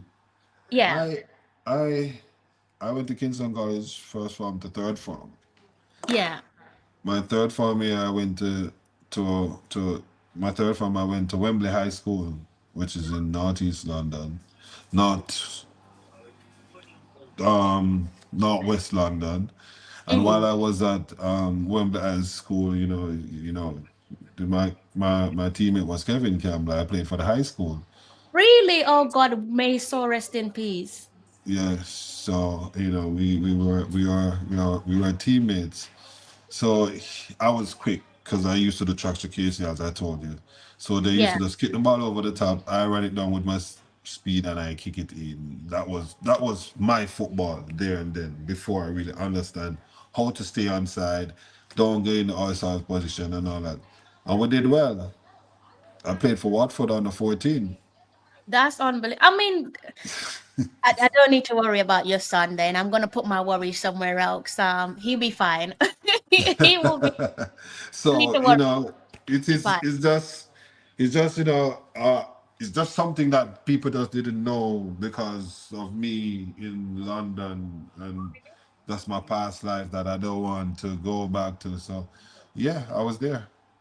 I have something that I want to ask you before you go, because I'm cautious of your time. I do appreciate you blessing me with your time. But before you go, something I want to ask you there as it relates to complacency, like how on earth have you managed to develop a human being in your eldest son? I'm sure your little one is the same, that isn't complacent and doesn't think, oh, because my family has done so much and I've got cousin in the NBA and this, that's going for me, then I'm good. Like, how have you managed to instill this person who isn't like just all about the hype, and from being full of yourself, you can obviously lead to complacency. So how have you managed like instill that in him?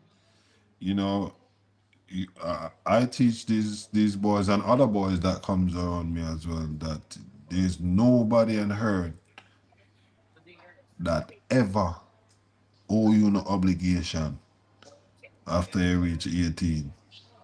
Nobody don't owe you nothing. They don't need to tell you good morning. They don't need to get you don't owe me nothing. It's out of gratitude you just say, yo, this man has done a lot to me. Good morning when I'm passing in. You have to know what you want from a very tender age and just go ahead and do it. You see, if it don't go good for a morning, can't go good at evening, Granny always say. I didn't know what that meaning. So you have to stay strong and be strong and say, yo, man, even if you think you're going around me, if you think you're telling me a lie, the big man upstairs, no, talk to him, because you have to go talk to him, It's True. gonna be, it's gonna come around when you have to face that. And That's you're true. gonna, so, do what you have to do. Yeah, You understand? But you don't owe nobody no obligation. You that need is. to do what you have to do for you. No mom, no dad, no cousin, no cousin. Nobody owes me no obligation. That is true. That is facts. And in terms of the I'm not sure if you've caught wind of this, but I've seen across the community where people are calling for Richards to be part of the World Cup qualifying squad. How do you feel about that? Because I'm no footballer, I'm no coach, but I think currently speaking, it's a bit too early to make a call on that, because the last thing you want to do is aggravate his injury, because you don't want to aggravate it, and that could lead to a lengthier time on the sideline. So what do you make of the shouts of putting him in the squad list there for the subsequent World Cup qualifiers? Well, Chelsea paid a lot of money. His surgery was done by the one of the best in the world. Mm. So we know that he's properly fixed because who did it? And he did all the tests to make sure that this came back right before he put him back on the pitch.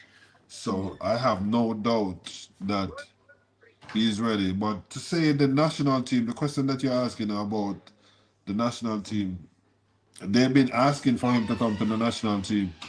He's a Oh, really? Chelsea product. Yeah, yeah, yeah. So Chelsea is the one that makes these calls. So they will see it fit, and he will tell them whether he wants to go yes or no. But now that he's coming off injury, Chelsea would have to make sure before they do, and that's your profit, because if they're doing in the business of selling player, of course they're gonna want to take care of him to sell him at whatever high cost. The Exactly. business at Chelsea is to buy him at the lesser price and sell him at the highest price possible. Business is business. Business Business. never deal with. Simple. Business. No, you're right. I mean, in terms of the fitness there that you spoke about, because obviously there's a disparity there between physically fit and being match fit, how much do you think that would work against him currently now if we were to say, okay, this is our World Cup qualifier squad? How much would that lack of match fitness work against him? I mean, you're in the best part of football in the world. No, you know they're gonna put those machine on you, and they're gonna give you those tests, and you're gonna run, and they're gonna see you in practice games. So, you know, for who don't know, let's see. We're gonna play against. He's gonna play his first game against. All right, I won't say the team, but he'll play on the 19th. Oh, he's got a game coming up. Yeah, we will make a judge on the 19th when he plays his first I game. like that. Like the 19th of this month. Mm-hmm. Okay. Bromley. We It's might need to Bromley. go. Okay. Interesting. All right. So you, well, so you see, well, you can Google it. It's easy to find. So it's public knowledge. Chelsea under 21 next game. That's him. okay. So you will that's see him there.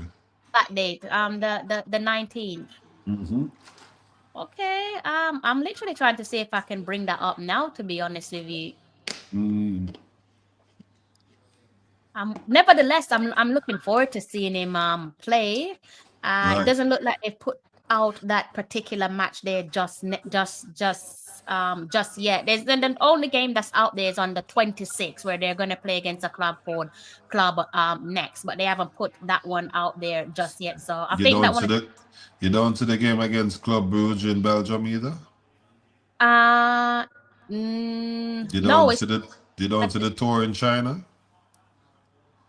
I'm gonna bring up what I can see, so that we can look at this together before you. So I just give you a hint of all these games. So But you know.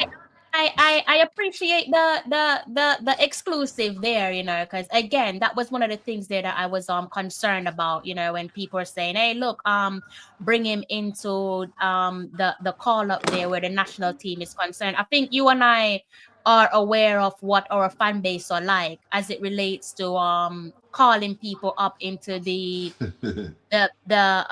first team. Sometimes they kind of set you up for failure. They ask for things to happen, and it sometimes works against you. So this is from the Chelsea official website.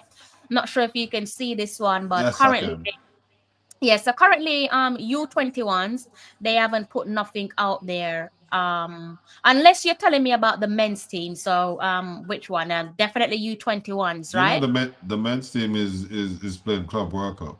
So yeah, so the men's team are currently in the States, so I'm getting ready. We're still at U21. We're still at U21. So they haven't put nothing out there just yet, but so I appreciate that one. So you're saying that he's expected to play against Club Bruges, and what were the other which other club is it? Bromley. I think it's Bromley in England. Yeah. Yes, that's just next door neighbors, isn't it? So it's to be expected. We see these clubs playing against each other. Okay, so Bromley. I think it's not gonna maybe because it's a friendly, or that's why they. But I'm not sure. It should be televised and all that. So it's up. It is up. It is up. So maybe they soon put it up.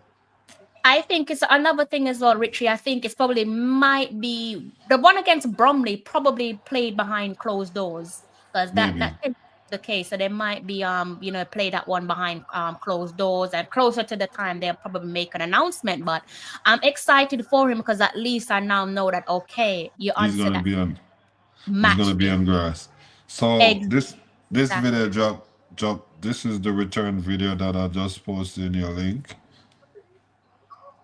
That I dropped with him. That's all the games all the 7 goals and the 3 assists that he had with the Chelsea team before he got injured, and the games that he played for. I beg your pardon? You posted the link somewhere? I just posted in your chat. Is that in my private chat or in the? No, I just put it in the public chat. Okay, I think in the public chat. Oh, I forgot. Sports That Journey. That's me too. That's okay. I'm trying to find the link, but I can't find it. Maybe it might show up. It's currently not in the chat for some reason. I can send it to you Whenever I could send you in WhatsApp. I think you're. Yeah, I could send you in WhatsApp. I could send you. Yeah, I would appreciate that because I would love to take a look at it. I'll definitely appreciate it. You've definitely helped to calm my nerves on this one. I Wondering what's saw going I on with saw him. you baffling. So you say so I said, you know what? She need to send me that link. I saw you baffling. So I said, let I me help mean, this Empress no, Talawa. I don't. I wouldn't say it's baffling. I was just saying that it's obviously you can only know. Speculate is a word. I tell you say I use some word sometimes that is too hardcore. That's how I told you who I was even before. But you were I just speculating and the speculation was going all over the place. So I said, let me just talk to this lady. Yeah, And that was because you it. know what it is. Exactly. Unless you know the player per se or have a source close to the player, all you can do really and truly is speculate. You can't Yeah. really say for definite this is what's going to happen, right? So Yeah. yeah, that's really and truly all you can do is just speculate. You don't really know until you know. So yeah, I think you've answered a few questions there. So let me see what these guys are saying. I think someone might have said something to you in the comments section before you go. I think it says, Richie, I think Whisper should go bet on himself and take the loan if Chelsea don't give him a first team football. And that Yeah. person always say, big up yourself, Richie. He never knew. I think he's saying he didn't know about Me being um in London. yeah, your family Yeah. background. He didn't know Yeah. about that. That one there is educational.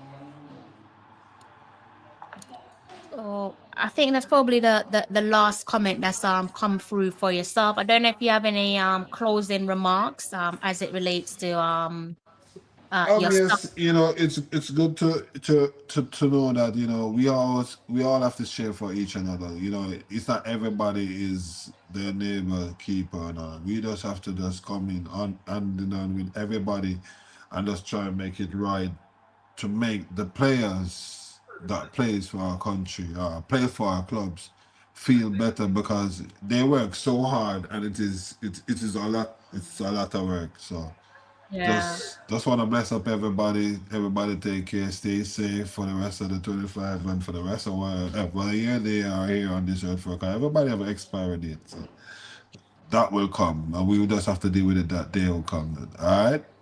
Yeah. And again, And bless up yourself as well, Talawa. It's good to have you as your host. You can call out me on your next show if you want on the Sports Agenda. I will come on and be insight or whatever.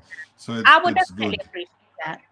So yeah, again, thank you so much for jumping on the show. I've always wanted to kind of do a conversation like that on your son again Yeah. without knowing what's going on with him from a confirmed source. So I'm glad that you jumped on and shared your thoughts and give us some exclusive there as it relates to what's next for him. So thank you so much for blessing me with your time. I definitely appreciate it. Thanks very much for having me too. Please, peace out. Bless up. Take care, Richie. So yeah, guys, that was a good end to the show. I was not expecting that. As I said, I've always wanted to have that type of conversation about the player. Because I just always wondered, again, what's best for him. But I think I might have changed my opinion somewhat. Did I doubt his ability to break into the Chelsea team? Absolutely not. Because as I touched on in the first part of the show, he, without knowing the young man, he does appear to be a confident individual, which is clearly echoed there by his dad.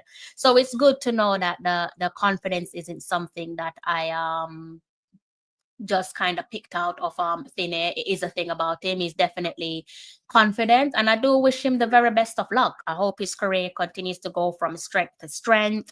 Would love for him to break through to the Chelsea first team. If not, wherever his career takes him, I hope it's a flourishing one. I don't know if you guys have any questions there in the comment section, but if you do go ahead and let me know. And I think you would have learned more about the player as well. Definitely I learned more about him, learned about his family background. Maybe you guys already knew that, but I learned a little bit about his family background and his family tree. So I definitely appreciate his dad stopping by. So throw some questions at me. We've been talking for over 2 hours, so do go ahead and throw some questions at me before I close off. I want to see if anyone's live in the YouTube community for you guys. Let's see who's live. Currently, no one's live. There ain't no one live at the moment. No one is live at the moment. So, actually, I think Ryan's got a live stream coming up in about 5 minutes time. So Ryan's got a live stream coming up in 5 minutes time. So you guys can join him on his channel for that one. So until then, let me go ahead and keep you guys his company. Go ahead and throw some questions at me, okay? Let's see. Know Yourself says he was on top form with the U21s early before the. Yes, he was on top form. I already read you guys that website piece there from Chelsea. So he definitely was on top form. Injury never ever come at a good time. I don't think you can ever say that injury came at the right time.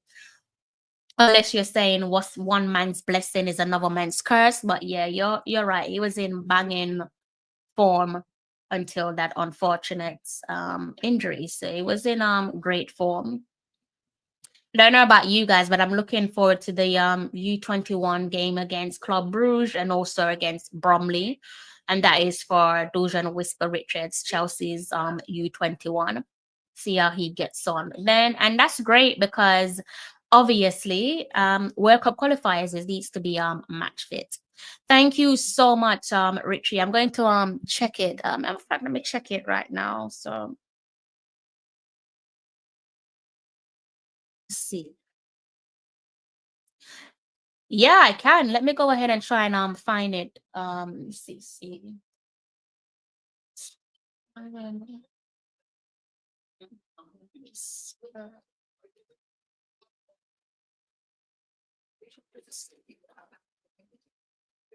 Let's see if I can find it. I think I found it. So another channel for you guys to subscribe to is Sports Dad Journey. You can go ahead and subscribe to Sports Dad's Journey. That's the father of Dujuan Whisper Richards. He's got new content. So go Dujuan Whisper Richards. Let me mute my background. Dujuan Whisper Richards returns 10 times better than before, set for July. So obviously I'm assuming that one day is where he's speaking about his July return. So we'll try and bring this one up on screen so you guys can see it.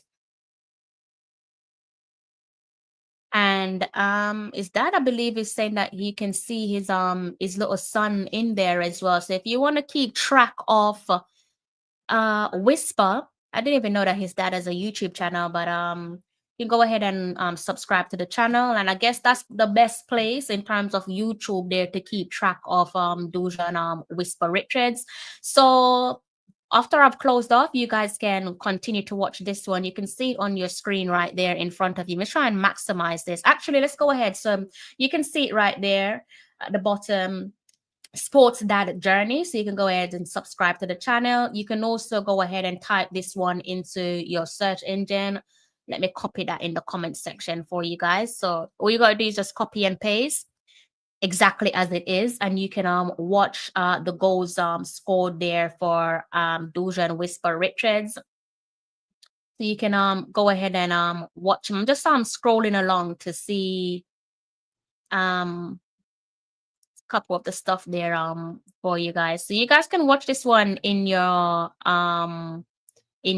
personal time to see all the goals scored by Whisper. It's about just over 6 minutes long, but I'm sure it's definitely worth the time. I'm a little bit cautious of playing some of these goals just because some people are very strict with their copyright violation.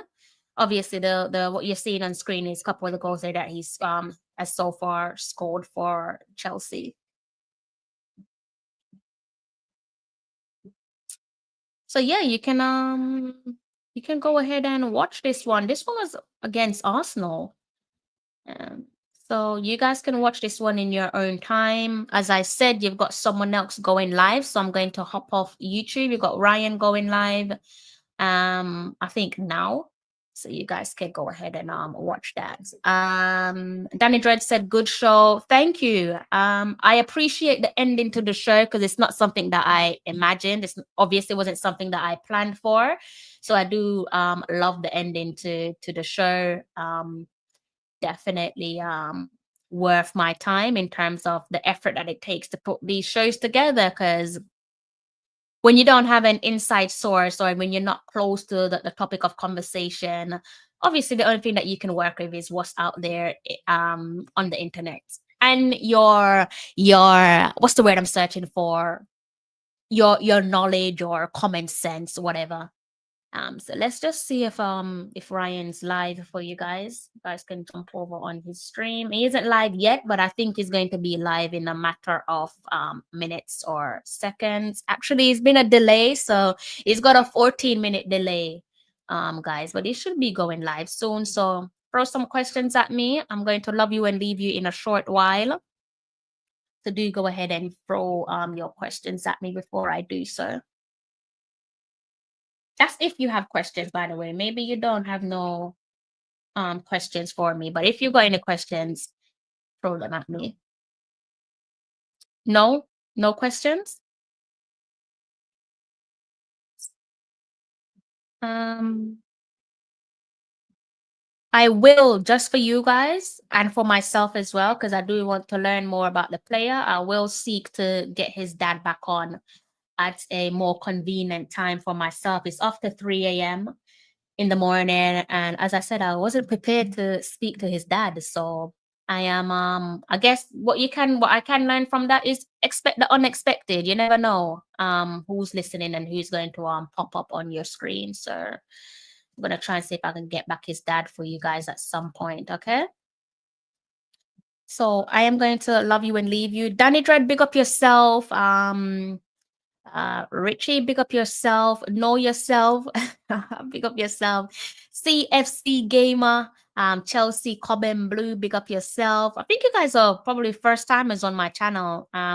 Makes sense because I'm talking about your products. So it makes obvious sense. Mike Majestic, big up yourself also. And Malik, I haven't seen you in ages, but big up yourself nevertheless. Peace Treaty, big ups to you. And I think that's that. So I'm going to love you and leave you guys. It's been a long one, over 2 hours. Didn't bargain for over 2 hours, but it is what it is. If you haven't hit the like button, please do go ahead and hit the like button. If you haven't subscribed to the channel, if you like what you heard on tonight's show, then go ahead and hit the like button. And hopefully I'll see you on my next live stream, be it later on today, as I'm already into my Friday, or possibly over the weekend. Nevertheless, thank you so much for your continuous support. It does not go unnoticed. If you're making your way home from work, I do hope that you make it home safe and unharmed, because doing so is an underrated blessing. If you're watching this one back on replay, do let me know as it relates to the topic of conversation. Dujuan Whisper Richards, should he stay or should he go? Do you believe Chelsea is the right club for him in terms of his development and his pathway? Or do you think he should seek a loan opportunity elsewhere, be it in the Premier League or potentially somewhere in the Championship, League One, maybe somewhere else in Europe, or maybe you might fancy a permanent move away from Stamford Bridge for the young man? Do let me know in the comments section. I will be keeping my eyes out, and you know how it goes. Until next time, take care. I'm John Barnes, and you're watching Talawa TV with Crystal Davis.